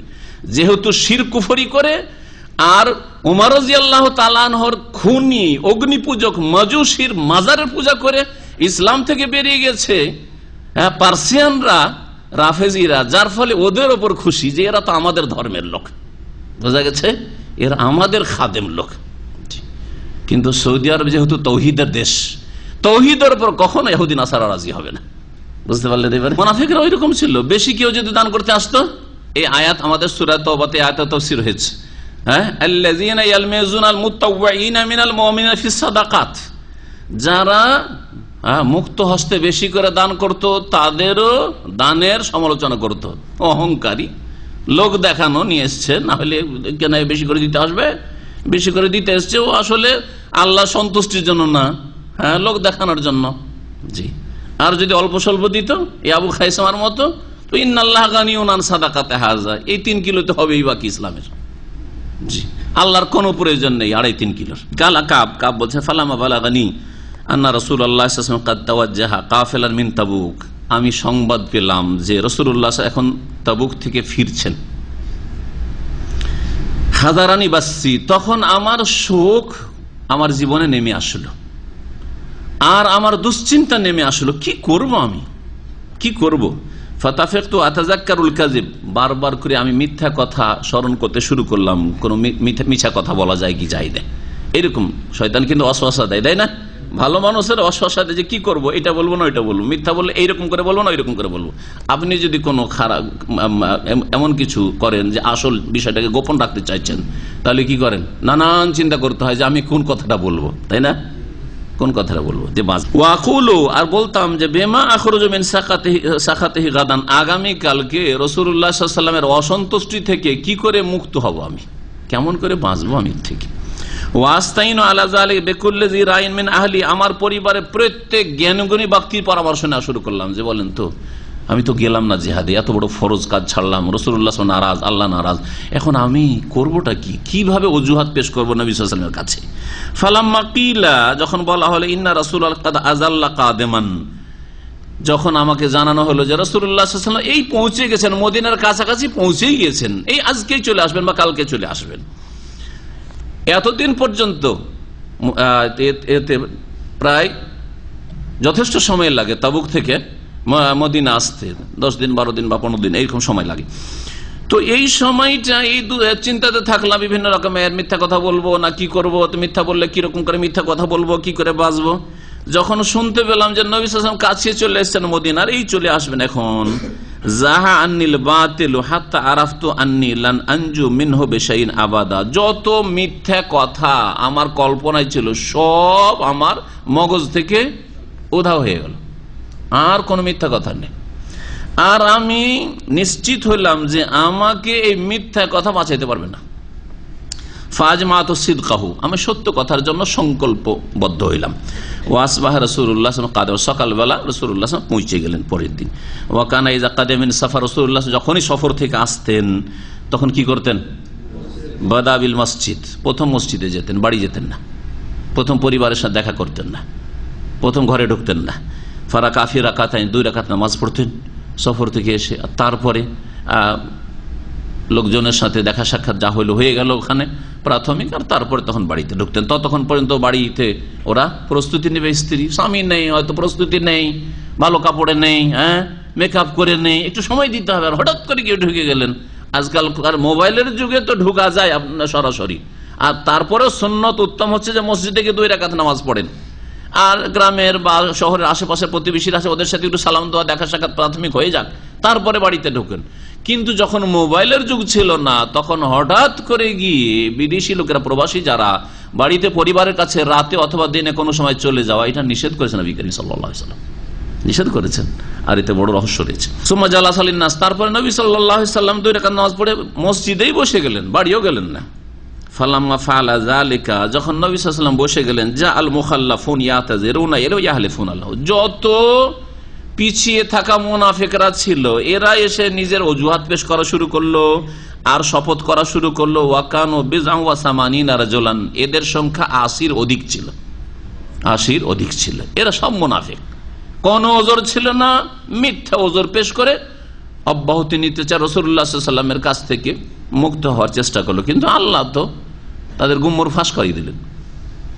ফাকাবিলা মিনহুম আলানিয়াতাহুম ওয়া বায়াহুম ওয়াস্তাগফারা লাহুম ওয়া ওয়াকালা সারাইরহুম ইলাল্লাহি তাআলা। নবী সাল্লাল্লাহু আলাইহি ওয়াসাল্লামের কাছে যখন তারা কসম করে ওজর পেশ করলো, তখন তাদের বাহ্যিক কথা গ্রহণ করলেন সাদরে এবং তাদের সাথে শপথ করলেন যে ঠিক আছে তোমরা ঠিক থাকো। ওয়াস্তাগফার, তাদের জন্য আল্লাহর কাছে ক্ষমা চাইলেন যে আল্লাহ তুমি এদেরকে মাফ করে দাও, এবং তাদের ভিতরের অবস্থা, তাদের মনে যে কি আছে এটা আল্লাহর উপর ন্যস্ত করে দিলেন। তোমাদের অন্তরের হিসাব আল্লাহ নেবেন, আমি জানি না তোমাদের অন্তরের অবস্থা। হাত্তা যেহেতু শেষখানে আমি আসলাম, ফালাম্মা সাল্লাম, তো আমি যখন সালাম বললাম, কা বলছেন তাবাসসামা তাবাসসুমাল মুগদাবি, রাগান্বিত ব্যক্তির মতো মুচকি হাসি দিলেন। হাসি এটা দিলেন, কিন্তু হাসিতে বোঝা যাচ্ছে যে তিনি আমার উপর রেগে আছেন। রাগের সময় হাসি বোঝা যায়, বোঝা যায় না? সুম্মা কালা, তারপরে তাল বললেন, তাল। ফাজিয়েতু আমশি, কাছে আসলাম। হাত্তা জালাস্তু বাইনা ইয়াদাইহি, রাসূলুল্লাহ সাল্লাল্লাহু আলাইহি ওয়াসাল্লাম সামনে গিয়ে বসে গেলাম। ফাকাল আলী, আমাকে বললেন নবী সাল্লাল্লাহু আলাইহি ওয়াসাল্লাম, মা খাল্লাফাকা, কি কারণে তুমি পিছনে থাকলে, গেলে না কেন তাবুকে তুমি? আলাম তাকুন কাদ ইবতাতা যাহরাকা, তুমি কি তোমার বাহন খরিদ করনি? এর আগে আমি জানি যে তুমি সওয়ারি উট কিনে রেখেছো, তাবুকে যাবে সেই জন্য। কালা কুলতু ইয়া রাসূলুল্লাহ, আমি বললাম হে আল্লাহর রাসূল, ওয়াল ইন্নী ওয়াল্লাহি, আমি আল্লাহর কসম করে বলছি, লাউ জালাস্তু ইনদা গায়রিকা মিন আহলিদ দুনিয়া লা রাআইতু আন্নী সাআখরুজু মিন সাখাতিহি বিউযরিন, আমি যদি আপনার ছাড়া কোন পার্থিব নেতার সামনে বসতাম, হ্যাঁ কোন বসের সামনে বসতাম, তাহলে আমি নিশ্চিত যে আমি কোন মিথ্যা অজুহাত পেশ করে মুক্ত হয়ে যেতে পারতাম। লাকাদ উতিতু জাদালান, আমি কিন্তু বাকপটু, কথায় আমি কম না, কথা এমন বলতাম যে আমি ওকে ঠিক করে নিতে পারতাম, আর আমি আমার ওজর পেশ করে, আমার সাফাই পেশ করে আমি একেবারে মুক্ত হয়ে যেতে পারতাম। ওয়ালাকিন্নী ওয়াল্লাহি, কিন্তু আল্লাহর কসম করে বলছি, লাকাদ আলিমতু, আমি ভালো করে জানি, বিশ্বাস রাখি, লাইন হাদ্দাসতুকাল ইয়াউমা হাদিসা কাযিবিন, আজকে যদি একটা মিথ্যা কথা আপনাকে বলি যে আমার এই অসুবিধা ছিল, ওজর ছিল, তাহলে কি হবে? তারজা বিহান্নি, আপনি তো রাজি হয়ে যাবেন হয়তো, কিন্তু লা ইউশিকান্নাল্লাহু ইউসখিতুকা আলাইয়া, তাহলে বড়ই সম্ভাবনা রয়েছে যে আল্লাহ পাক ওহী করে আপনাকে আমার উপর অসন্তুষ্ট করে দেবেন। আপনি আপাতত রাজি হয়ে গেলেন, আর আল্লাহ তারপরে পরে ওহী করে দিলেন যে তুমি যার উপর রাজি হইলে এ তো নাফরমান, এর তো কোনো ওজর ছিল না, এ তো মিথ্যুক, আপনি আবার নারাজ হয়ে যাবেন। আর এইরকম যদি নারাজ করে দিই, তাহলে আর কোনোদিন আল্লাহকে রাজি করা যাবে না, রাসূলকে রাজি করা যাবে না, ঠিক কিনা? জি, এত বড় অপরাধ আমি করব। ওয়াইন হাদ্দাসতুকা হাদিসা সিদকিন, আর আপনাকে যদি সত্য কথা আমি বলে দিই, তাজিদু আলাইয়া ফিহি, তাতে আপনি মনে কষ্ট পাবেন যে আমার কোনো অসুবিধা ছিল না, যাইনি, বাহ্যিক কষ্ট লাগে, তাই না? ডিউটির সময় যদি আপনি বাইরে চলে যান, কোথায় যদি বলে দেন আমি আমার নিজের ব্যক্তিগত কাজে আছি, বসকে একটু খারাপ লাগবে, তাই না? কিন্তু জানবে যে সত্য কথা বলেছে। কিন্তু যদি বলেন যে আমি অফিসের কাজে আছি, তো কি কাজে? এই একটা মিথ্যা কথাকে ঢাকতে কয়েক মিথ্যা রাসায়ন নিতে হবে। কি কাজে, কোন জায়গায় আছো, তাহলে কোথায় আছো, তাতে আপনাকে ভয় লাগছে, কি জানি আবার বসের লোক আমাকে দেখেনি তো রাস্তায় কোথাও, ঠিক কিনা? লাগবে না, লাগবে না? হ্যাঁ, আপনাকে ভয় ধরে আছে, কারণ মিথ্যা বলছেন তো আপনি ভীত। বলছেন যে আমি আপনাকে যদি সত্য কথা বলি আপনি তো মনে কষ্ট পাবেন। ইন্নিল্লা আরজু ফিহি উকবাল্লাহি আযজা ওয়া জাল্লা, কিন্তু এতে আমি আল্লাহর কাছ থেকে সুপরিণতির আশা রাখি, যে আমার পরিণতি ভালো হবে সত্য কথা বলে। ওয়ামা ওয়াল্লাহি মা কানা লি মিন উযরিন, আমার কোনো অসুবিধা ছিল না, ওজর ছিল না। ওয়াল্লাহি, আল্লাহর কসম করে বলছি, মা কুনতু কাত্তু আকওয়া ওয়ালা আইসারা মিন হিনা তাখাল্লাফতু আনকা, আপনার সাথে যে যাইনি পিছিয়ে থেকে গেছিলাম, তখন যত আমি শারীরিক দিকে সুস্থ আর শক্তিশালী ছিলাম, আর অর্থের দিক থেকে আমি সচ্ছল ছিলাম, এইরকম সচ্ছল আর সুস্থ কখনো আমি ছিলাম না, এইরকম কোনো আমার ওজর ছিল না। কালা ফাকালা রাসূলুল্লাহ সাল্লাল্লাহু আলাইহি ওয়াসাল্লাম, তখন রাসূলুল্লাহ বললেন, আম্মা হাযা ফাকাদ সাদাকা, এই ব্যক্তি সত্য কথা বলেছে। মুনাফিকদের ক্ষেত্রে এই কথা বলেননি যে এরা সত্য কথা বলেছে। কসম যখন করছো আর তোমরা যখন বলছো তোমাদের ওজর আছে, ঠিক আছে, তোমাদের ভিতরটা আল্লাহর জন্য ছেড়ে দিন, আল্লাহ হিসাব নেবেন, আর বাহ্যিক তোমাদের অজুহাত গ্রহণ করলাম, আর কিছু বলবো না তোমাদেরকে। কিন্তু এই কথা বলেননি যে সত্য কথা বলেছে এরা। এই সাহাবী সম্পর্কে বলছেন রাসূলুল্লাহ সাল্লাল্লাহু আলাইহি ওয়াসাল্লাম, এই ব্যক্তি সত্য কথা বলেছে। ফাকুম, যাও, তাহলে তুমি যাও, হাত্তা ইয়াকজি আল্লাহ ফিক, আল্লাহ তোমার সম্পর্কে চূড়ান্ত ফয়সালা করবেন, আমি আর কিছু বলবো না। ওয়াসারা রিজালুম বানি সালমা ফাত্তাবাউনি, বানু সালামার কিছু লোক হিতাকাঙ্ক্ষী দরদি ছিল, তারা আমার পিছনে পিছনে ছুটলো যখন আমি বেরিয়ে গেলাম মজলিস থেকে। ফাকালুল, তারা বলল, ওয়াল্লাহি মা আলিমনাকা আযনাবতা যামবান ক্বাবলা হাযা, আল্লাহর কসম করে বলছি জীবনে তুমি একটা গুনাহ করনি, এই একটা ভুল করেছো যে তুমি যাওনি তাবুকে, তাহলে তুমি একটা ওজর পেশ করতে অসুবিধা কি ছিল? জীবনে তো কোনো গুনাহ করনি তুমি, তুই একটা গুনাহ করেছো, একটা যদি বলেও দিতে যে আমার এরকম অসুবিধা ছিল কিছু পারিবারিক, আর কিছু না কিছু কারো সমস্যা থাকতে একটা কিছু বলে দিতে। পরামর্শ দিচ্ছে যে তুমি এরকম সত্য কথা বলে দিলে, তারপরে তোমার ব্যাপারটা এরকম ঝুলন্ত থেকে গেল। লাকাদ আজাজতা ফি আন লা তাকুনা ইতাজারতা ইলা রাসূলিল্লাহ সাল্লাল্লাহু আলাইহি ওয়াসাল্লাম বিমা ইতাজারা বিহিল মুখাল্লাফুন, এই মুনাফিকরা যারা পিছিয়ে ছিল তারা অজুহাত পেশ করতে পারলো, তুমি একটা ওজর পেশ করতে পারলে না? কোন একটা ওজর পেশ করে দিতে তুমি। ফাকাদ কানা কাফিকা যামবাকা ইস্তিগফারু রাসূলিল্লাহ সাল্লাল্লাহু আলাইহি ওয়াসাল্লাম লাকা, তারপরে রাসূলুল্লাহ সাল্লাল্লাহু আলাইহি ওয়াসাল্লাম মুনাফিকদের জন্য আল্লাহর কাছে ক্ষমা চাইলেন, তোমার জন্য আল্লাহর কাছে ক্ষমা চাইতেন। হ্যাঁ, আর একটা অজুহাত পেশ করে দিতে, বেঁচেও যেতে, আর রাসূলুল্লাহ সাল্লাল্লাহু আলাইহি ওয়াসাল্লাম দোয়াও পেয়ে যেতে যে আল্লাহ তুমি কাবকে মাফ করে দাও, হয়ে যেত, মাফ হয়ে যেত। পরামর্শ এমন না যে মিথ্যা কথা বললে তুমি পাপী হয়ে থেকে যেতে, এটা না, তারাও মুসলিম, কিন্তু বলছে যে রাসূলুল্লাহ দোয়া পেতে, রাসূলুল্লাহ তোমার জন্য ক্ষমা চাইতেন আল্লাহ পাকের কাছে, যার ফলে তোমার আল্লাহ মাফ করে দিতেন, একটু ওজর পেশ করতে অসুবিধাটা কি ছিল? এটা কিছু একটা অজুহাত পেশ করে দিতে। কালা বলছেন, ফাওয়াল্লাহি মা যালু ইউআন্নিবুনানি, এমন ওরা আমাকে তিরস্কার করা শুরু করলো। হ্যাঁ, এরকম হয় না কোন কেসের ক্ষেত্রে, বিচার সালিসের ক্ষেত্রে, এই তুই এরকম করে কেন বললি না? আপনজন যারা থাকে ওকে বাঁচাইবার জন্য, তুই এরকম করে কেন বললি না, তুই এরকম কেন বললি না, তুই এটা কেন বললি, করে না, করে না। হ্যাঁ, তো ওই রকমই অবস্থাটা বলছি, এমন আমাকে এরা তিরস্কার করা শুরু করলো আর ধমকানো চমকানো শুরু করলো। হাত্তা আরাদতু আন আরজা ইলা রাসূলিল্লাহ সাল্লাল্লাহু আলাইহি ওয়াসাল্লাম ফাউকাযিবা নাফসি, আমার মনে মনে একবার খেয়াল হলো যে যাই ফিরে যায় রাসূলুল্লাহর কাছে, যে ফিরে গিয়ে বলি যে ইয়া রাসূলুল্লাহ, আগে যেটা বলেছিলাম যে কোনো অসুবিধা ছিল না, এটা আসলে ভুল বলেছি, একটু অসুবিধা ছিল, বলার একটা নিয়ত হইল, যে নিজেকে বলি আগে কথাটা মিথ্যা ছিল এখন ঠিক বলছি, এরকম বলার একটা নিয়ত হইল। সুম্মা কুলতু লাহুম, তারপরে তাদেরকে বললাম, হাল লাকিয়া হাযা মাইয়া মিন আহাদিন, আচ্ছা আমার যে অবস্থা ঘটেছে এইরকম কি আর কাউরি ঘটেছে? মানে যারা সত্য কথা বলেছে আর যার ফলে তাদের মুনাফিকদের মতো ছেড়ে দেওয়া হয়নি, উপেক্ষা করা হয়নি, তাদের জন্য রাসূল ক্ষমা চাননি, আল্লাহর ফয়সালার উপর তাদের বিষয়টিকে হ্যাঙ্গিং রাখা হয়েছে, এইরকম আর কোন ব্যক্তি আছে? তখন তারা বলল, নাম, হ্যাঁ, লাকিয়াহু মাকা রাজুল, আর দুইজন আছে, তোমার কেস আর ওই দুইজনের কেস একই কেস, ওরাও সত্য কথা বলেছে, ওদেরকে রাসূলুল্লাহ বলেছেন যাও আল্লাহ ফয়সালা করো, আমি কিছু বলবো না তোমাদেরকে। তিনি মনে মনে চিন্তা করেন আমার তো সঙ্গী আছে, অসুবিধা কি? হ্যাঁ হ্যাঁ, মিলেমিশি করি কাজ, হারি জিতি না লাজ আছে আরো দুজন, যা হয় সবার হবে, ওদের যা হবে আমারও তাই হবে, হবে হবে, যদি মৃত্যুদণ্ড হয় তো হবে, ওদের হবে আমারও হবে, যা হবে হবে, প্রস্তুত। কাল আমি ইসলাম আকুল, তোমার মতো করে ওরাও সত্য কথা বলেছে। ওয়াকিল আলহম, আর তাদেরকেও নবী সাল্লাল্লাহু আলাইহি ওয়াসাল্লাম বলেছেন ওই রকম ইসলাম আকিল, তোমাকে যেমন বলেছেন যে আল্লাহ তোমাদের ফয়সালা করে যাও। কাল আকুল তো মানহুমা, ওরা দুইজনকে, কালু ওই সাহাবীরা বনু সালমান বলেন, মুরারা ইবনে রাবি আল আমরি, আমর গোত্রের, আর হেলাল বিন উমাইয়া আল ওয়াকিফি, এই দুজন, মুরারা বিন রবি আর হেলাল বিন উমাইয়া আর কাব বিন মালিক, এই তিনজনের ঘটনা। এই জন্য আল্লাহ পাক সূরা তওবাতে ওয়া আলা সালাসাতিল্লাযিনা খুল্লিফু, ওই তিনজন লোক যাদের বিষয়টিকে স্থগিত রাখা হয়েছিল আল্লাহ পাকের চূড়ান্ত ফয়সালার উপর, তাদের তওবাটিকে তিনজনের কথা উল্লেখ করেছেন আল্লাহ পাক, এই তিনজন। কালা ফাযাকারুল রাজুলাইনি সালিহাইনি কাদ শাহিদা বাদরান ফীহিমা উসওয়া, আমি দেখলাম যে এরা তো ভালো মানুষ, এরা বড় নেক লোক, আর এরা দুইজনে আবার বদর যুদ্ধে হাজির হয়েছে, আর বদরে যারা গিয়েছে তাদের সম্পর্কে আল্লাহ আগেই ঘোষণা করেছেন। কি ঘোষণা? বদরে 313 জন সম্পর্কে আল্লাহ পাকের ঘোষণা ছিল, এ মালু মাসে তুম কাদ গাফারতু লাকুম, এরপরে বদর উপরে যা করবে তাই করো, তোমাদেরকে আমি মাফ করে দিলাম। তার মানে আল্লাহ জানেন যে বদরে যারা হাজির হয়েছে এরা আর কোনোদিন মুরতাদ হবে না, এরা কোনোদিন জাহান্নামে যাবে না, আল্লাহ জানেন তাহলে তাদের অবস্থা, তাই না? তো এরা এই ভুল করেছে, বদরেও হাজির হয়েছে, এদের তওবা নিশ্চিত কবুল হবে, কারণ এরা বদরি সাহাবী, আর আমিও তাদের একজন, তাদের সাথে আছি, যদিও বদরে হাজির হতে পারিনি।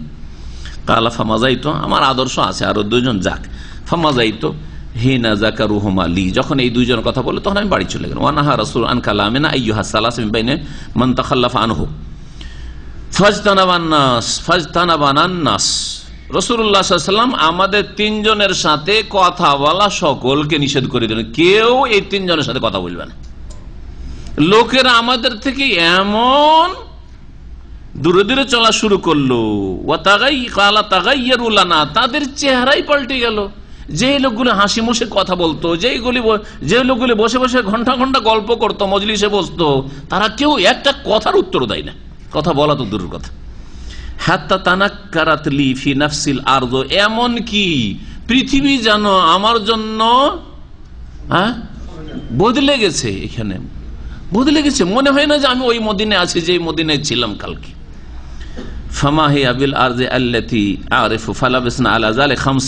এইরকম 50 দিন পর্যন্ত অবস্থাটা থেকে গেল।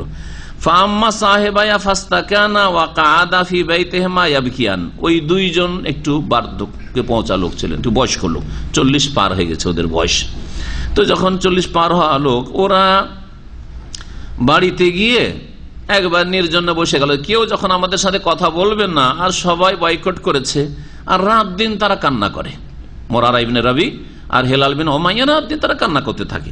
ও আম্মানা, আমি তো যুবক মানুষ। কাব বিন মালিক বলছেন, ফাকুনতু আশাব্বাল কওম, আমি যুবক মানুষ তো বাড়িতে বসে থাকতে পারে না, ওকে এদিক ওদিক যাওয়া তো অভ্যাস, বাইরে যেতে হবে, একটু ঘোরাঘুরি করবে। ওয়াজলাদাহুম, আর বড়ই মানে শারীরিক দিক থেকেও বড় শক্তিশালী ছিলাম। ফাকুনতু আখরুজু, বেরোইতাম, ফাআশহাদু সালাতা মাআল মুসলিমিন, মসজিদ নববীতে মুসলিমদের সাথে নামাজে হাজির হইতাম। আতুফিল আসওয়াক, বাজারে ঘুরতাম, মসজিদে গেলেও কথা বলে না কেউ, বাজারে গেলেও কেউ কথা বলে না। ওয়ালা ইউকাল্লিমুনি আহাদ, কেউ আমার সাথে কথা বলে না। ওয়াতি রাসূলুল্লাহ সাল্লাল্লাহু আলাইহি ওয়াসাল্লামের কাছে আসতাম, নবীর সামনেও আসতেন। ফাওয়াসাল্লামু আলাইহি, তাকে সালাম বলতাম। ওয়া হাফিল মাজলিসি বাদা সালাতে, নামাজের পরে মজলিসে বসে আছেন, মেহরাবে বসে আছেন। ফাকুল, আমি বলতাম ফি নাফসি হাল হাররাকা শাফাতাহি, সালাম দেওয়ার পরে মুখটার দিকে চেয়ে থাকতাম যে ঠোঁটটা নড়াইলেন কিনা। জোরে তো সালামের উত্তর দিতেন না, কিন্তু মনে মনে একটু জিভাটাও নড়াইলেন কিনা, ঠোঁটটা নড়লো কিনা, এটা দেখার জন্য শুধু এইরকম করে তাকিয়ে থাকতাম। হাল হাররাকা শাফাতাহি বিরাদ্দিস সালাম আমলা, সালামের জবাবে তিনি তার দুইটি ঠোঁট নড়ালেন কি নড়ালেন না। সুম্মা উসাল্লি কারিবা মিনহু, আর তারপরে তার পাশে দাঁড়িয়ে সুন্নত পড়তাম, পাশে নামাজ পড়ার চেষ্টা করতাম। ও ওসারিকুহু, এবং তার নজর দিয়ে একটু করে তাকাইতাম, নামাজ পড়তাম, তাকাইতাম, দেখি নবী সাল্লাল্লাহু আলাইহি ওয়াসাল্লাম কি করছেন, নবী সাল্লাল্লাহু আলাইহি ওয়াসাল্লাম কি করছেন, আমার দিকে একটু তাকাচ্ছেন কি তাকাচ্ছেন না। সুবহানাল্লাহ। যখন আমি নামাজ পড়তাম, আমি যখন নামাজে থাকতাম, তখন আমার দিকে নবী সাল্লাল্লাহু আলাইহি ওয়াসাল্লাম তাকাইতেন, তখন দেখতেন আমার দিকে। নাজারা ইলাইয়া ওয়াইজা ইলতাফাততু নাহওয়াহু, আর যখন নবী সাল্লাল্লাহু আলাইহি ওয়াসাল্লাম দিকে আমি তাকাইতাম, নবী সাল্লাল্লাহু আলাইহি ওয়াসাল্লাম দিকে একটু তাকাই, তখন মুখটা ফিরিয়ে নিত, চোখে চোখ মেলাতেন রাসূলুল্লাহ সাল্লাল্লাহু আলাইহি ওয়াসাল্লাম, এইরকম একেবারে আর আননি, মুখ ফিরিয়ে নিতেন। হাত্তা ইযা তালা যালিকা আলাইয়া মিন জাফওয়াতিল মুসলিমিন, মুসলিমরা আমার সাথে যখন এই রকমের আচরণ, শক্ত আচরণ, কেউ আমার সাথে চলাফেরা করছে না, কথা বলছে না, আর দীর্ঘ সময় হয়ে গেল, মাসাইতু হাত্তা তাসাওয়ারতু জেদারা হায়াতি আবি কাতাদা, আবু কাতাদার দেওয়ালের উপর আমি চড়লাম। ওয়াহুয়া ইবনু আম্মি, সে আমার চাচাতো ভাই ছিল। ওয়াহাব্বুন নাস ইলাইয়া, খুব প্রিয়জন ছিল। আবু কাতাদা ওর চাচাতো ভাই আর খুব প্রিয় বন্ধু। বলছে ফাসাল্লাম তো আলাইহি, ওর দেওয়ালের উপরে চড়ে আমি সালাম আলাইকুম। বলছে ফাওয়াল্লাহি মা রাদ্দা আলাইহিস সালাম, চাচাতো ভাই, ঘনিষ্ঠ বন্ধু, তাও সালামের জবাব দিল না, সালামের জবাব দিল না। ফাকুল, তো কেমন নবী সাল্লাল্লাহু আলাইহি ওয়াসাল্লাম আনুগত্য, কেউ কথা বলবে না, নবী বারণ করেছেন। নবীর আনুগত্য করা ফরজ, হ্যাঁ, নবীর কথা মানা ফরজ। হ্যাঁ, আমার বন্ধুত্ব দূরে থাক, আমার আত্মীয়তা দূরে থাক, আমার নবী মুহাম্মদ সাল্লাল্লাহু আলাইহি ওয়াসাল্লাম নিষেধ করেছেন এর সাথে কথা বলতে। এই ছিল সাহাবায়ে কেরামদের আদর্শ, এই ছিল তাদের ঈমান এবং আমল। তো বলছেন যে ফাকুলতু লাহু, যখন সালামের জবাব আমার চাচাতো ভাই আর ঘনিষ্ঠ বন্ধু দিল না, ইয়া আবা কাতাদা, হে আবু কাতাদা, আনশুদুকা বিল্লাহ, তোমাকে আল্লাহর কসম দিয়ে বলছি, হাল তা'লামুনি উহিব্বুল্লাহ ওয়া রাসূলা, আচ্ছা তুমি আমাকে কি চেনো, জানো আমি আল্লাহকে রসুলকে ভালোবাসি কি বাসি না, বলো তো দেখি, একটা সত্য কথা তুমি বলো। সালামের জবাব তো দিলে না, আমি আল্লাহকে ভালোবাসি, রসুলকে ভালোবাসি, নাকি আমি মুনাফিক, ভালোবাসি না আল্লাহ রসুলকে। ফাসাকাতা, তাও জবাব, মানে এর জবাব নিয়ে একটা কথা বলার চান্স নেওয়ার চেষ্টা করলো, তাও কোনো জবাব নেই। ফাসাকাতা, চুপ থাকলে কোনো উত্তর নেই, ভালোবাসো বাসো না, কোনো উত্তর পেল না। ফাউদ্দু, আবার ফানাসাদ্দু, আবার কসম দিয়ে বলে, আল্লাহর কসম করে বলছি তুমি একটা কথা বলো। ফাসাকাতা, আবার নীরব। ফাউদ্দু ফানাসাদ্দু, 3 বার করে আল্লাহর শপথ দিয়ে বলছি তুমি বলো তো আমি আল্লাহ এবং তার রসুলকে ভালোবাসি কি বাসি না। 3 বারের বেলা বলছেন আল্লাহ ওয়া রাসূলুহু আলাম, তুমি ভালোবাসো বাসো না আল্লাহ বেশি ভালো জানেন এবং তার রসুল সাল্লাল্লাহু আলাইহি ওয়াসাল্লাম ভালো জানেন, আমি জানি না। ফাফাওয়াজা, তাই নয়, 2 চোখ দিয়ে আমার অশ্রু প্রবাহিত হলো, কাঁদতে শুরু করলাম। ও তাওয়াল্লাই, তো বাড়িতে ফিরে আসলাম। হাত্তা তাসাওয়ারতুল জিদার, আর তারপরে দেওয়ালে চাপলাম। ফাবাইনা আনা, ওই যে দেওয়ালে চেপেছিলেন, নেমে আসেন। ফাবাইনা আনা আমসি ফি সুকিল মদিনা, তারপরে মদিনার বাজারে একবার ওই 50 দিনের মধ্যে হাঁটাহাঁটি করছি। ইজ নাবাতিউন মিন নাবাতি আহলি শাম, শাম দেশ থেকে, শাম দেশ তখন রোমান খ্রিস্টানদের দখলে ছিল, শাম দেশ থেকে একজন নাবাতি খ্রিস্টান এসছে। মিম্মান কাদেমা বিত্ত আমি, যে খাদ্যদ্রব্য নিয়ে এসেছে, আবিয়হু বিল মদিনা, মদিনার বাজারে বিক্রি করার জন্য, ব্যবসা করার জন্য। শাম দেশে খুব গম হইতো, গম নিয়ে বা খাদ্যদ্রব্য নিয়ে এসেছে। সে এসে দেখেন, এতে থেকে বোঝা যায় এই ঘটনা। আগে তর্জমা শুনেন যে কি করছে এই লোক, এসে খ্রিস্টান এসেছে মদিনায় কি করতে, ব্যবসা করতে, কিন্তু গোয়েন্দাগিরি করতে এসেছে। জি হ্যাঁ, ব্রিটিশরা যখন কলকাতা এসেছিল, ইস্ট ইন্ডিয়া কোম্পানি কি করতে এসেছিল, ওই যে ব্যবসা করতে, কিন্তু ব্যবসা করতে আসেনি, কি করতে এসেছিল, ভারত দখল করতে এসেছিল। হ্যাঁ, মুসলিমদের ধন সম্পদ লুটে নেওয়ার জন্য এসেছিল, কারণ মুসলিমরা তখন শাসক ছিল। জি, তো এটা হচ্ছে কাফেরদের চরিত্র। জি, ভালো করে কাফেরদেরকে চিনে রাখেন। তো বলছেন দেখেন, এখানেও ছাড়ছে না 1400 বছর আগে এই সাহাবীকে।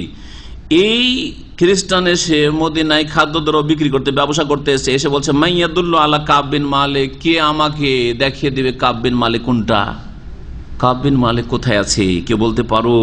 ফাতাফিকান নাসু ইয়াশিরুন আল্লাহ, তখন লোকেরা ইশারা করে বলে যে এইটা হচ্ছে কাব বিন মালিক। এলাইয়া হাত্তা জাআনি, আমার কাছে ওই খ্রিস্টান আসলো ব্যবসায়ী। ফাদাফাই এলাইয়া কিতাবান মিন মালিক গাসসান, আমাকে একটা চিঠি দিল, হস্তান্তর করলো। আর সেই চিঠি গাসসানের রাজার পক্ষ থেকে, রাজা চিঠি লিখছে একজন রাসূলুল্লাহ সাল্লাল্লাহু আলাইহি ওয়াসাল্লামের সাহাবীকে। দেখেন তাহলে কি করে এরা, চিন্তা করেন। জি, আজকে সালমান রুশদির মতো মুনাফিক মুরতাদগুলোকে, আর আতাসিমা নাসিরের মতো মুনাফিক মুরতাদগুলোকে কেন আশ্রয় দিবে না এরা, কেন আশ্রয় দেবে? এই তো পুরাতন ইতিহাস এদের, পুরাতন ইতিহাস এদের। একটা চিঠি দিল। ওয়াকুন্ত কাতেবান, বলছে আমি লেখাপড়াও জানতাম। ফাকারাত, নিজেই পড়লাম, কারো সাহায্য নেওয়ার প্রয়োজন হয় না, কারণ অনেক সাহাবী লেখাপড়া জানতেন না, বরং মেজরিটি লেখাপড়া জানতেন না। ফাকারাত, তাতে লেখা আছে আম্মাবাদ, হ্যাঁ, অতঃপর ফাইন্নাহু কাদ বালাগানা, আমাদের কাছে সংবাদ পৌঁছেছে। রাজা লিখছে, কি সংবাদ পৌঁছেছে? আন্না সাহেবাকা কাদ জাফাকা, তোমার সঙ্গী মুহাম্মদ সাল্লাল্লাহু আলাইহি ওয়াসাল্লাম তোমার উপর জুলুম অত্যাচার করেছে। জুলুম অত্যাচার করেছে। ওয়ালাম ইয়াজআল কাল্লাহু বেদারে হাওয়ানিন ওয়ালা মুদাইয়াতিন, আর তোমাকে আল্লাহ পাক এমন জায়গায় থাকতে বাধ্য করেননি যেখানে তুমি লাঞ্ছিত অপদস্থ, যেখানে তোমাকে তোমার সর্বনাশ করা হচ্ছে। কেন কোণঠাসা হয়ে ওখানে তুমি থাকবে? ফালহাক বিনা নোয়াসিক, আমাদের এখানে চলে আসো, শাম দেশে চলে আসো, খ্রিস্টান দেশে চলে আসো, আমরা তোমাকে সমবেদনা জ্ঞাপন করবো। নোয়াসিক মোয়াসাত মানে হচ্ছে সমবেদনা জ্ঞাপন করব, তোমার সাহায্য সহযোগিতা করব, তোমার যা কিছু লাগে আমরা দেব, আসো। ফাকুল তাহিনা কারাতহা, এই চিঠি পড়ার পরে তো আমি অবাক হয়ে গেলাম পড়ে। হাজিহি আইজান মিনাল বালা, আল্লাহ এটা তো আরো বড় মুসিবত। এতদিন তো যে মুসিবতে ছিলাম, এখন তো আমার ইসলাম কেড়ে নেওয়ার জন্য চিঠি চলে এসছে, আমাকে মুরতাদ বানিয়ে দেওয়ার জন্য ষড়যন্ত্র চলছে, চিঠি চলে এসছে খ্রিস্টান রাজার তরফ থেকে, বুঝতে পারছেন। ফাতায়াম্মাম তো বেহাত্তানু, তাড়াতাড়ি ওটাকে নিয়ে আমি চুলহার কাছে গেলাম। ফাসাজার, তার সাথে সাথে চিঠিকে জ্বালিয়ে দিলাম, পুড়িয়ে দিলাম, যে চিঠি থাকবেও না আর ওই আমার কল্পনা আমার ওই অন্তরে আসবে না। হাত্তাই এদা মাজাত আরবাউনা মিনাল খামসিন, 50 দিনে যখন 40 দিন পার হয়ে গেল, ওয়াস্তাল বাসাল ওহি আসে না 40 দিন ধরে, কোনো না তওবা কবুল হইল না, ওই আসে না। এজা রাসূলুল্লাহ ইয়াতিনি, হঠাৎ করে রাসূলুল্লাহ সাল্লাল্লাহু আলাইহি ওয়াসাল্লামের প্রেরিত দূত আমার কাছে এসে উপস্থিত হলেন, আর এসে বললেন কোন একজন সাহাবী, ইন্না রাসূলুল্লাহ সাল্লাল্লাহু আলাইহি ওয়াসাল্লাম ইয়ামুরুকা আন তাতাযালা ইমরাতাকা। 40 দিন পরে নবী সাল্লাল্লাহু আলাইহি ওয়াসাল্লামের দূত এসে বলছেন যে রাসূলুল্লাহ আমাকে পাঠিয়েছেন দূত করে, তোমাকে নির্দেশ দিচ্ছেন যে তোমার স্ত্রী থেকে তুমি পৃথক হয়ে যাও, এই স্ত্রীর সাথে কথা বলতে পারবে না, তুমি এই স্ত্রীর সাথে তুমি থাকতে পারবে না। ফাকুল, তো আমি বললাম, ও তাল্লিকুহা আম্মা আফাল, নবী কি হুকুম করেছেন, তালাক দিতে বলেছেন নাকি শুধু আলাদা করে রেখে দেবো, ও অন্য ঘরে থাকবে আমি অন্য ঘরে থাকবো, কোনটা উদ্দেশ্য? যদি তালাক দিতে বলেন তো তালাক দিতে হবে, কি বলেছেন তিনি? ফাকাল, আল্লাহ তালাক দিতে বলেননি, বাল ইতাজিলহা, তুমি দূরে থাকো, ফালা তাকরাবান্নাহা, তার কাছে যাবে না, মানে তার সাথে সহবাস করা তোমার নিষেধ, তার সাথে তোমার ঘুমানো নিষেধ, ঘর আলাদা করে দাও। এইভাবে 10 দিন কাটলো, 40 দিন পরে বাকি যে 10 দিন এইরকম কাটলো। ওয়ারসালা ইলা সাহিবে বেমিসলিজা, এইরকমই খবর দিয়ে ওই দুজন যে আমার সঙ্গী হেলাল বিন উমাইয়া আর মুরারা বিন, তাদের কাছে এই সংবাদ পাঠানো হইলো যে তোমরা তোমাদের বিবি থেকে আলাদা হয়ে যাও। ফাকুলতু লিমরাতি, আমার স্ত্রীকে বললাম, ইলহাকি বিআহলিকি, তুমি আমার বাড়িতে থাকো না, যাও তোমার বাবার বাড়ি চলে যাও, পরিবারের কাছে চলে, ফাকুন ইনদাহুম, তাদের বাড়িতেই থাকো, হাত্তা ইয়াকজি আল্লাহ ফি হাযাল আমর, যতক্ষণ পর্যন্ত আল্লাহ এই বিষয়ে কোনো ফয়সালা না করেন। ফাজাত ইমরাতু হিলাল বিন উমাইয়া, আমার স্ত্রী তো চলে গেল বাপের বাড়ি, ভাইদের বাড়ি, কিন্তু হিলাল বিন উমাইয়া বৃদ্ধ মানুষ, অচল মানুষ, তার স্ত্রী রাসূলুল্লাহ সাল্লাল্লাহু আলাইহি ওয়াসাল্লামের কাছে দরখাস্ত করার জন্য আসলো। এসে বলল, ফাকালাত ইয়া রাসূলুল্লাহ ইন্না হিলাল বিন উমাইয়া শাইখুন দায়ুন, হিলাল বিন উমাইয়া আমার স্বামী যে সে বৃদ্ধ এবং সেই ব্যক্তি অচল হয়ে গেছে, লাইসা লাহু খাদেম, তার কোনো চাকর নকর দাস দাসীও কেউ নাই, তার দেখাশোনা কে করে? ফাহাল তাকরাহু আন আখদেমাহু, আমি তার স্ত্রী হিসাবে তার খেদমত করব, আপনি অনুমতি দিচ্ছেন নাকি আপনি এটাও পছন্দ করেন না? আপনার যেটা হয় অনুমতি। কাল আল্লাহ, মানে আমি ঘৃণা মনে করি না, আমি অপছন্দ করি না, তুমি খেদমত করতে পারো। ওয়ালাকিন লা ইয়াকরাবান্নাকি, তবে তোমার কাছে যেন না আসে, অর্থাৎ তোমার সাথে মেলামেশা না হয়, এক বিছানায় ঘুমানো না হয়। ফাকালাত, সেই মহিলা বলল, ইন্নাহু ওয়াল্লাহি মা বিহি মিন হারকাতিন ইলা শাই, ও এত বুড়ো হয়ে গেছে যে ওর মধ্যে এই রকমের কোনো হরকতি নড়াচড়াই নেই, তার মানে তার মধ্যে যৌন চাহিদা বলতে কিছুই নেই, সুতরাং ওর প্রয়োজনই নেই। মনে মনে হয়তো বললেন, ওয়াল্লাহি মা যালা ইয়াবকি মুনযু কানা মিন আমরি, তারপরে আল্লাহর কসম করে বলছি আমার স্বামী ওই প্রথম দিন যেই দিন গেছে আপনার কাছ থেকে কাঁদতেই আছে, সবসময় কাঁদতেই আছে। মুনযু কানা মিন আমরিহি মা কানা, যা হওয়ার যে হয়েছে আপনার মজলিস থেকে গেছে, ইলা ইয়াউমি হাযা, আজ পর্যন্ত কাঁদতে আছে। ফাকাল আলী বাজু আহলি লাউ ইস্তাজানতা রাসূলুল্লাহ ফি ইমরাতিকা, কাব বিন মালিক বলছেন আমার পরিবারের কিছু সদস্য তারা বলল যে দেখো হেলালের বিবি গিয়ে কমপ্লেন করলো যে আমার খেদমত করার প্রয়োজন রয়েছে, আমার স্বামী অচল, তো অনুমতি দিয়েছেন, তো তুমিও এক কাজ করো, তোমার বিবিকে পাঠিয়ে দাও, অথবা তুমি গিয়ে বলো যে আমার অসুবিধা আছে, আমার বিবিটা শুধু আমার খেদমত করবে, যাও দরখাস্ত করো। লাউ ইস্তাজানতা রাসূলুল্লাহ, নবী সাল্লাল্লাহু আলাইহি ওয়াসাল্লামের কাছে যদি অনুমতি চেয়ে নাও তোমার বিবির ব্যাপারে, ফাকাদ আযানা লা ইমরাতি হিলাল বিন উমাইয়া, হিলাল বিন উমাইয়ার স্ত্রীকে অনুমতি দিয়েছেন খেদমত করার জন্য। ফাকুলতু, আমি বললাম, লা আস্তাজান ফিহা রাসূলুল্লাহ সাল্লাল্লাহু আলাইহি ওয়াসাল্লাম, আমি নবীর কাছে অনুমতি চাইতে যাব না, আমি এই কাজ করতে পারবো না। ওয়া মা ইউদরিনি মাযা ইয়াকুলু রাসূলুল্লাহ ইযা আস্তাজানতুহু ফিহা, আমি কেমন করি বা জানবো যদি অনুমতি চাইতে যায় আর অনুমতি না দেন তিনি? আমি যুবক মানুষ, আমাকে অনুমতি নাও দিতে পারে, তিনি বৃদ্ধ মানুষ, বৃদ্ধর খেদমতে অনুমতি দিয়েছেন। ওয়ানা রাজুলুন শাব, আমি যুবক মানুষ। ফালাবেস্ত বেজারিক আশারান, আর বাকি 10 দিন পুরা হইল। 10 দিন যখন পুরা হয়ে গেল, ফাকামুল আলানা খামসুনা লাইলা, টোটাল কতদিন হয়ে গেল? 50 রাত পুরা হয়ে গেল। মিনহিনে নহিয়ান কালামিনা, সেই দিন থেকে, যেই দিন থেকে আমাদের সাথে কথা বলা নিষেধ করা হয়েছে সাহাবাই কেরামগণকে। সুম্মা সাল্লাইতু সালাতাল ফজর সাবাহ 50 লাইলা, 50 রাত পুরা হয়ে যে ফজরের নামাজ, ওই ফজরের নামাজ আমি পড়লাম আলা জাহরে বাইতিন মিন বুয়ুতিনা, আমাদের কোন বাড়ির এক ছাদে। কেউ কথা বলে না তো মধ্যে, নিজের বাড়িতে নামাজ পড়েছে, কারোর সাথে কোনো কথা নেই, কেউ সব বয়কট করেছে, বাড়ির ছাদের উপরে নামাজ পড়েছে সেই দিন ফজরের।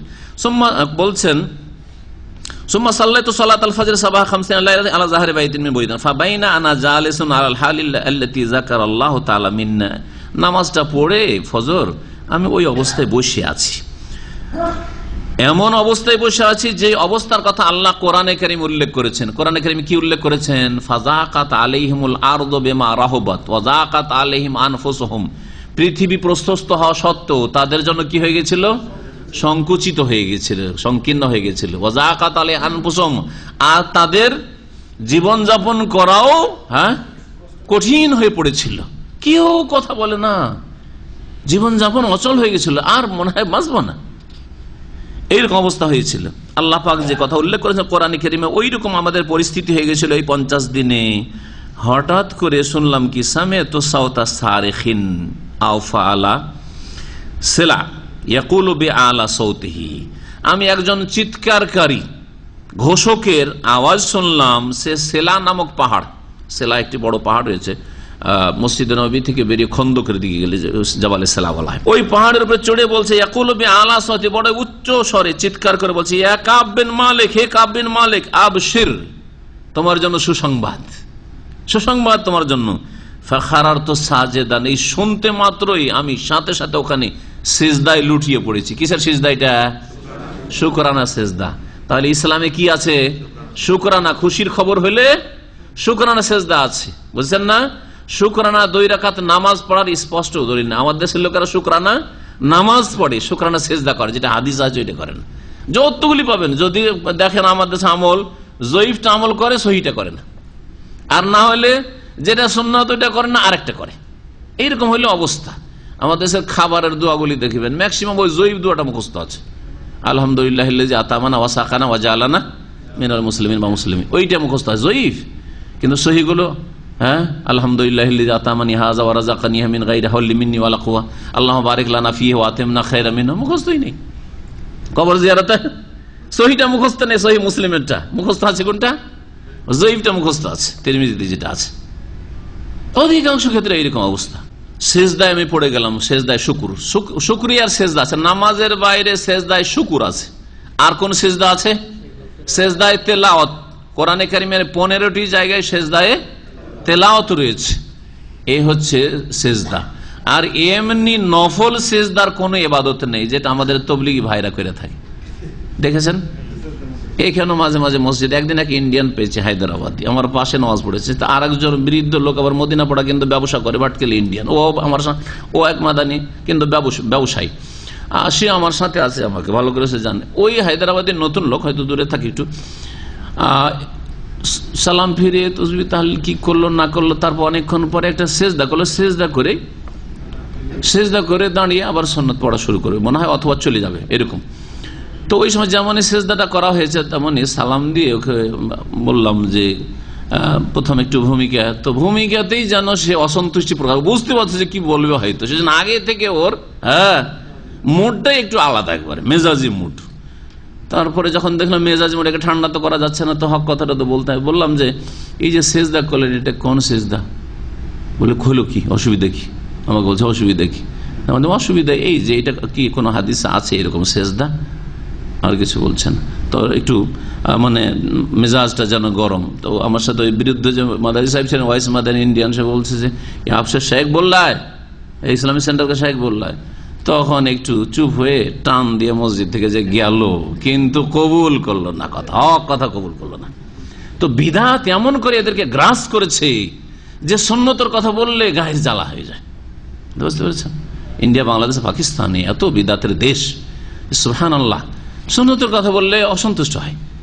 বিদআতের কথা বললে খুশি হয়, কিচ্ছা কাহিনী বললে খুশি হয়, তাওহীদ আর সুন্নতের কথা বললে, নবীর আদর্শের কথা বললে নারাজ হয়। ওয়ারাফতু আন্নাহু কাদ জা ফারাজ, যেমনই এই সুসংবাদ বলেছে আর সেজদা শুকর করলাম, আমি বুঝতে পারলাম যে আমার মুসিবত হালকা হয়ে গেছে, আমার বালা মুসিবত দূর হয়েছে। ফাযানা রাসূলুল্লাহ সাল্লাল্লাহু আলাইহি ওয়াসাল্লাম আন-নাস বিতাওবাতিল্লাহি আযজা ওয়া জাল্লা আলাইনা, রাসূলুল্লাহ সাল্লাল্লাহু আলাইহি ওয়াসাল্লাম লোকজনের সামনে ঘোষণা করলেন যে আল্লাহ পাক তওবা কবুল করেছেন আমাদের। হিনা সাল্লা সালাতুল ফজর, সালাতুল ফজর পড়ার পরে, ফজর নামাজ পড়ে সালাম ফিরে নবী সাল্লাল্লাহু জানিয়ে দিলেন যে দেখো আজকে রাত্রে আয়াত নাযিল হয়েছে কোরআনে কারিমে, আর এই তিনজন সাহাবীর তওবা আল্লাহ পাক কবুল করেছেন। ফাযাহাবান নাসু ইউবাশশিরুনা, লোকেরা আমাকে সুসংবাদ দেওয়ার জন্য ছুটলো, ওরাও উদ্গ্রীব হয়ে আছে যে কখন এই বেচারা তওবা কবুল হবে বা এই তিনজনের তওবা কবুল হবে, কারণ জানে যে এরা খাঁটি মুমিন। ফাযাহাবা কিবালা সাহিবাইয়া মুবাশশিরুনা ওয়া রাকাদা ইলা রাজুল রাকাদা ইলাইয়া রাজুলুন ফারাসান ওয়া সাইন মিন আসলামা কিবালি, বলছেন যে আমার যে দুই সঙ্গী হেলাল বিন উমাইয়া আর মুরারা বিন রাবি, ওদের কাছে বেশ কিছু সুসংবাদদাতা ছুটেছে যে দ্রুত গিয়ে বুড়া মানুষ বাড়িতে আছে, ওদেরকে খবর দিয়ে। ওরা বাড়ি থেকে আর বেরোয় না, বাড়িতে কান্নাকাটি করছে। আর আমার কাছে এক লোক ছুটেছে ঘোড়াই চড়ে, ঘোড়ার পিঠে চড়ে, যদি উটের পিঠে তো লেট হবে, ঘোড়ার পিঠে চড়ে একেবারে দ্রুত ছুটেছে। আর একজন লোক দেখছে যে আমি সুসংবাদ আগে দিব, তো ঘোড়াতে তো একজন ছুটেছে, তা তো পারবো না ওকে। ওয়াসাইন, আর একজন দৌড় দিয়েছে মিন আসলাম, আসলাম গোত্রের আমার দিকে। ওয়াউফা আলাল জাবালে, দৌড় দিয়ে সে পাহাড়ের উপরে চড়েছে। পাহাড়ের উপরে চড়ে ফাকানা সাউতু আসরা মিনাল, পাহাড়ের উপরে চড়ে চিৎকার করে আমাকে বলছে ইয়া কাব, হে কাব, আবশির, সুসংবাদ, তোমার তওবা আল্লাহ কবুল করেছেন। এদিকে ঘোড়ার দৌড় আর এদিকে আওয়াজের দৌড়, কোনটা আগে পৌঁছিবে? আওয়াজটা। ওইটাই বলছেন সাহাবী, বলছেন ফাকানা সাউতু আসরা মিনাল ফারাস, এই ব্যক্তি চিৎকার করে যে আওয়াজ দিয়ে আমাকে সুসংবাদ দিয়েছিল, তার আওয়াজ ঘোড়ার আগেই আমার কাছে পৌঁছে গেছে, সে আগে সুসংবাদ আমাকে দিতে পেরেছে। ফালাম্মা জাআনি, আমার কাছে যখন আসলো, আল্লাযী সামি'তু সাউতাহু, যার আওয়াজটা আমি শুনতে পেয়েছি, আমার কাছে আসলো, ইউবাশশিরুনি, আর সরাসরি তারপরে সুসংবাদ দিল। নাযাতু লাহু সাওবাইয়া, তখন আমার দুটো কাপড় খুলে দিয়ে দিলাম ওকে। ফাকাসাউতুহুমা ইয়াহু, তাকে পরিয়ে দিলাম, দুটো কাপড় খুলে দিয়ে দিলেন, তো আর গায়ে কাপড় লাগবে না। বলছে আমার কাছে দুটোর বেশি কাপড় ছিল না, ভিতরে গেলাম আর কারো কাছে ধার নিলাম, দুটো কাপড় ধার নিয়ে কাপড় বদলালাম, আর যা আমার কাছে সম্বলি দুটো কাপড় আছে দুটোই দিয়ে দিই। আর আমাদের হাজার হাজার টাকা রিয়াল থাকতে অল্প যদি বলা হয় যে আপনার 2000 রিয়াল বেতন, দিনের কাজে দাওয়াতের কাজে 50টা রিয়াল, 100টা রিয়াল, অনেক বেশি, মাসে 10 রিয়াল, অসুবিধা না, 10 রিয়াল মাস, ঠিক না? জি হ্যাঁ, খবর থেকে দাম্মাম আসতে 3 রিয়াল লাগে, ও 3 6 রিয়াল, অনেক হয়ে গেল। শুক্রবার এসে দিন শিখবে, মাত্র 3 6টা রিয়াল খরচ হবে, তো অনেক এটা। আর যদি ট্যাক্সি ভাড়া লাগে, যদি এর চাইতে বেশি 10 10 20 বা 15 15 30, তো তার অনেক বড় বিপদ হয়ে গেল। তাহলে এত খরচ করে কিছু শিখা যায় না? না, যা জানছি যথেষ্ট, যা ইসলাম জানছি যথেষ্ট। বলছেন যে যখন আমাকে সুসংবাদ দিতে আসলো সরাসরি, ফাকাসাউতুহুমা ইয়াহু বিবুশরাহু, যেহেতু সে সুসংবাদ আমাকে দিয়েছে, তার উপর খুশি হয়ে আমি তাকেও আমার দুটো পরনের কাপড় পরিয়ে দেবো। ওয়াল্লাহি, আল্লাহর কসম করে বলছে, মা আমলিকু গায়রাহুমা ইয়াওমা, সেই দিন আমার দুটো কাপড়ের বেশি আর কোনো কাপড় ছিল না। ওকে কি বলা হচ্ছে?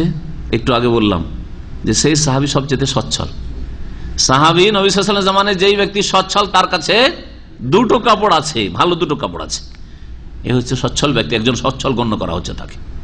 আজকাল কত কাপড় আছে, নিজের কথা নিজে বলতে পারবেন না, যে কয়টা আপনার জুব্বা থাকলে জুব্বা, কয়টা প্যান্ট আছে, কয়টা গেঞ্জি আছে, কয়টা শার্ট আছে, নিজে বলতে পারবেন না। আর আপনার স্ত্রী শাড়ি যদি হয় আর সালোয়ার কামিজ, তো আরো বলতে পারবে না, কারণ মহিলাদের পুরুষের 2 থেকে 3 গুণ 4 গুণ থাকে না, থাকে না? আপনার যদি 10টা থাকে, তোর 40টা, হিসাব করে দেখবেন আপনি। এক দাওয়াতে কিছু মহিলারা গেছে, তাদের গ্যাদারিং হয়েছে, আর ওখানে প্রতিযোগিতা কম্পিটিশন চলছে যে কার কাছে কতটা শাড়ি আছে। তো এক মহিলা বলছে 30, তো আর এক মহিলা বলছে আমার কাছে 40। এ দাম মামের খবর এগুলো। জি হ্যাঁ, তা আল্লাহ হিসাব নেবে না, এগুলোর হিসাব দিতে হবে অবশ্যই। ওয়াল্লাহি, আল্লাহর কসম করে বলছি, এই দুটো কাপড়ের বেশি আমার কাছে কিছু। ওয়াস্তারতু সাওবাইনে ফালাবিস, দুটো কাপড় কারো কাছে ধার করলাম পরিবারে, আর তারপরে সেই দুটো পরে নিলাম। ওয়ান্তালাকতু আতাআম্মামু রাসূলুল্লাহ, তারপরে আমি ছুটলাম, ওই দুটো আমার কাপড় দান করে দিয়ে বকশিশ দিয়ে ছুটলাম রাসূলুল্লাহ সাল্লাল্লাহু আলাইহি ওয়াসাল্লামের খেদমতে খুশি হই। ইয়াতালাক্কানিন নাসু ফৌজান, লোকেরা রাস্তায় দলে দলে আমার সাথে দেখা করছে আর সালাম মুসাফা করছে। এতদিন পর্যন্ত 50 দিন কথা বললে উত্তর দেয় না। আমি আল্লাহকে ভালোবাসি, রসুলকে ভালোবাসি কি না তাও জবাব পাই না। হ্যাঁ, কোনো জবাব নেই। আর যেমনই তওবা কবুল হয়ে গেছে তেমনি দলে দলে ফৌজান ফৌজান দলে দলে সালাম মুসাফা করার জন্য ভিড় লাগিয়ে দিয়েছে রাস্তায় আমার সাথে। ইউহান্নানি বিত্তাওবাতে, তওবার মোবারকবাদ পেশ করছে তারা আমাকে। ওয়ায়াকুলুনা লি, আর আমাকে তারা বলছে লে তাহনিকা তাওবাতাল্লাহি আলাইকা, আল্লাহর তওবা গ্রহণ করা তোমার জন্য তোমাকে মোবারকবাদ হোক বা মোবারক হোক।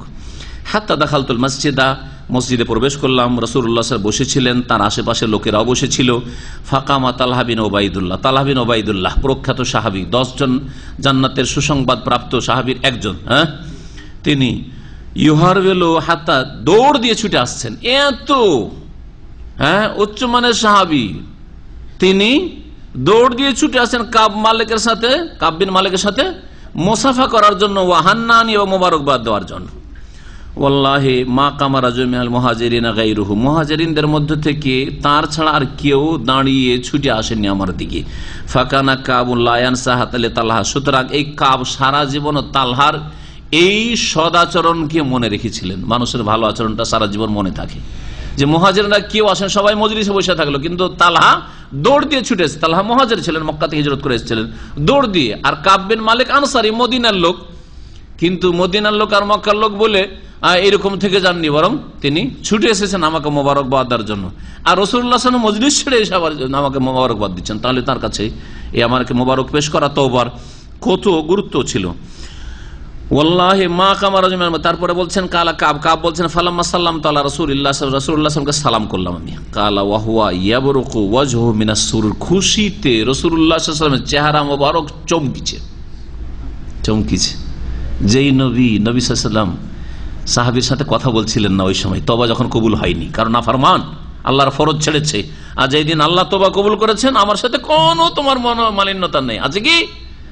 জি, আবশির বিখাইরি ইয়াউমিন, আর বললেন রাসূলুল্লাহ আবশির বিখাইরি ইয়াউমিন মাররা আলাইকা মুয ওয়ালাদাতকা উম্মুকা, হে কাব তুমি সবচাইতে উত্তম দিনের সুসংবাদ নিয়ে নাও, যা তোমার মায়ের পেট থেকে ভূমিষ্ঠ হওয়ার পরে তোমার সামনে এসেছে।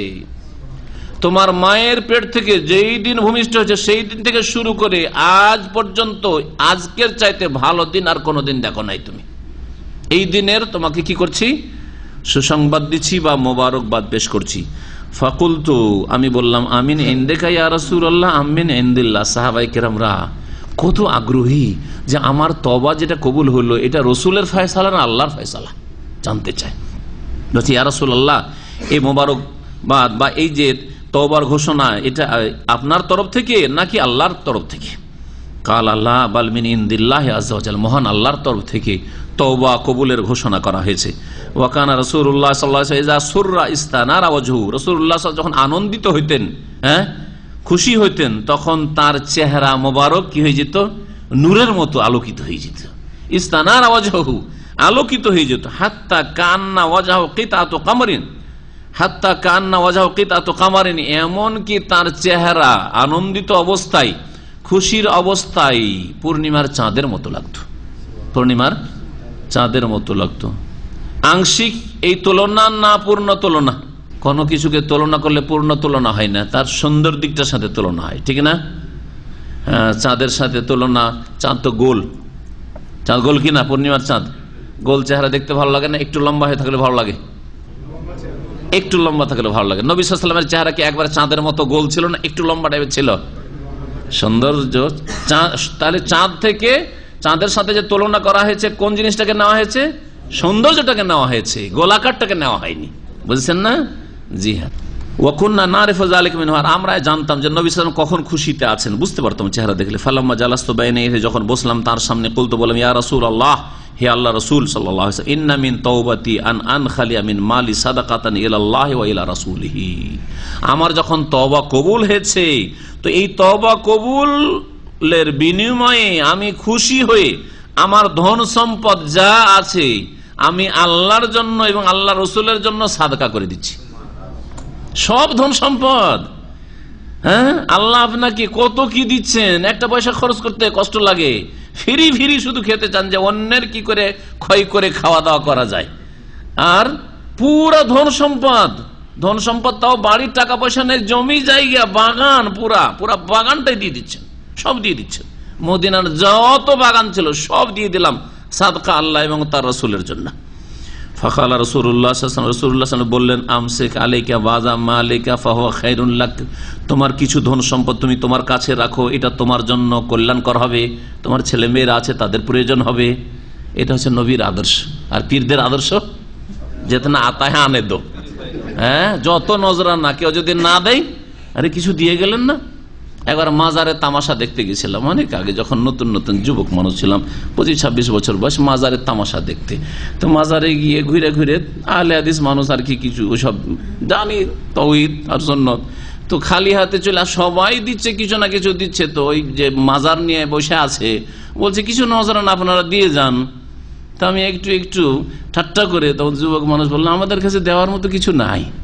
বলছি কেমন কথা বলেন, ওলিউল্লাহর মাজারে এসছেন আর খালি হাতে চলে এসছেন, কিছু নাই আপনাদের কাছে, একটা টাকাও নেই। বলছি একটা টাকাও দেওয়ার মতো নাই, ওই দেওয়ার মতো লাগিয়ে দিছি। এটা হলো বাঁকা করা, মিথ্যা কথা হলো না। পকেটে আছে, আমার কাজের পয়সা আছে, শিরকি কাজে দেওয়ার জন্য আছে। এই যে তাওরিয়া প্রথম বললাম না, যে কথা আপনি বলছেন বাহ্যিক হয়তো মানে মিথ্যা, পকেটে টাকা আছে বলছে নাই, আমার দেওয়ার মতো টাকা নেই। আমার জীবনে ওইরকম একবার পূজার চাঁদা যাচ্ছে এক জায়গায় সফরে মাদ্রাসা থেকে, আর রাস্তাতে টমটমে আছি, টমটম ঘেরে নেছে হিন্দু যুবকটা, আর ওরা ওইসব পয়সা নিয়ে ধান্দা করে খাবে সব যুবক বলাবো। পূজার চাঁদা সবার কাছ থেকে কেউ 5 টাকা 7 টাকা 10 টাকা যা পারলো দিল। শেষখানে আমাকে, কারণ দাড়িওয়ালা আমাকে দেখলো, তখন প্রথম যুগে দাড়ি একটু হয়েছে, আমি তো আল্লাহ আল্লাহ করছি যে জানটা বাঁচবে কিনা আল্লাহ ভালো জানে। এই এলাকাতে কিছু মুসলিমও আছে, আবার হিন্দুও মেজরিটি, কি যে হয় ভারতে। আলহামদুলিল্লাহ শেষখানে যখন আমাকে বললো যে আপনিও কিছু দেন, তাই বললাম আমার কাছে দেওয়ার মতো কিছু নেই। এই জবাবটাই দিয়েছিলাম, আমার কাছে দেওয়ার মতো কিছু নেই। আরে 1 টাকা তো দেন। বলছে 1 টাকা আমার কাছে দেওয়ার মতো নেই ভাই, আমি অনেক দূর সফরে যাচ্ছি, আর যাচ্ছিলাম কয়েকশো কিলোমিটার 300 কিলোমিটার দূর ওখান থেকে।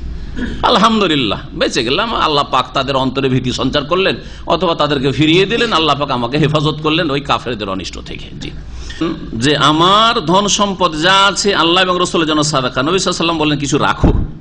ফাকুলতু, আমি বললাম যে ইন্নী উমসিকু সাহমিল্লাযী বিখাইবার, মদিনার সব বাগান দান করে দেন, রাখবো না আমি। আল্লাহর সন্তুষ্টির জন্য খুশি হয়ে আমি তওবা কবুল করেছেন, আমি সব দান করে দিলাম। তবে খাইবারে আমার একটা অংশ আছে, একটা জমি বাগান আছে, সেটা আমি রেখে নিলাম, ওইটা থাকলো শুধু আমার। ওয়াকুলতু ইয়া রাসূলুল্লাহ, আমি বললাম ইয়া আল্লাহর রাসূল, ইন্নাল্লাহ তাআলা ইন্নামা আনজানি বিসিদক, আল্লাহ আমাকে সত্য কথা বলার জন্য মুক্তি দান করেছেন। মিথ্যা বললে আমার উপর আল্লাহর গজব নেমে আসতো, আল্লাহ আমার মুখোশ খুলে দিতেন যে মিথ্যা কসম করেছে বা মিথ্যা কথা বলেছে। ওয়াইন্না মিন তাওবাতি, আর আমার তওবার অন্তর্ভুক্ত হচ্ছে আল্লাহ ওয়াহাদ্দিসা ইল্লা সিদকান মা বাকিতু, বাকি যতদিন আমি পৃথিবীতে বেঁচে থাকবো জীবনে কখনো মিথ্যা কথা বলবো না। এটা আল্লাহর সাথে ওয়াদা, আপনার সাথে ওয়াদা, যে আমাকে সত্য কথা বলার কারণে আল্লাহ আমাকে মুক্তি যখন দিয়েছেন, জীবনে সত্য ছাড়া আর মিথ্যা কথা কখনো বলবো না যতদিন বেঁচে আছে। ফাওয়াল্লাহি মা আলিমতু আহাদাম মিনাল মুসলিমিন আবলাহুল্লাহু তাআলা ফি সিদকিল হাদিস মুন যাকারতু যালিকা রাসূলুল্লাহ সাল্লাল্লাহু আলাইহি ওয়াসাল্লাম আহসান মিম্মা আবলানিল্লাহু তাআলা বিহি, আমাকে যেমন আল্লাহ পাক পরীক্ষা ফেলেছেন, এইরকম পরীক্ষায় সত্য কথা বলার জন্য কেউ পড়েনি কোনোদিন, এই পরীক্ষায় উত্তীর্ণ হয়েছে আমি। ওয়াল্লাহি মা তাআম্মাদতু কাযিবাতান মনুজ কুলতো জালিকা রাসূলুল্লাহ ইলা ইয়াউমি হাযা, আজ পর্যন্ত, অনেকদিন পরে বয়ান করছে শেষ জীবনে বলছেন যে আজ পর্যন্ত আর ওই যে বলেছিলাম রাসূলুল্লাহ সাল্লাল্লাহু আলাইহি ওয়াসাল্লাম জীবনে কোনো মিথ্যা কথা আর বলবো না, একটিও কথা ইচ্ছা করে কখনো মিথ্যা বলিনি।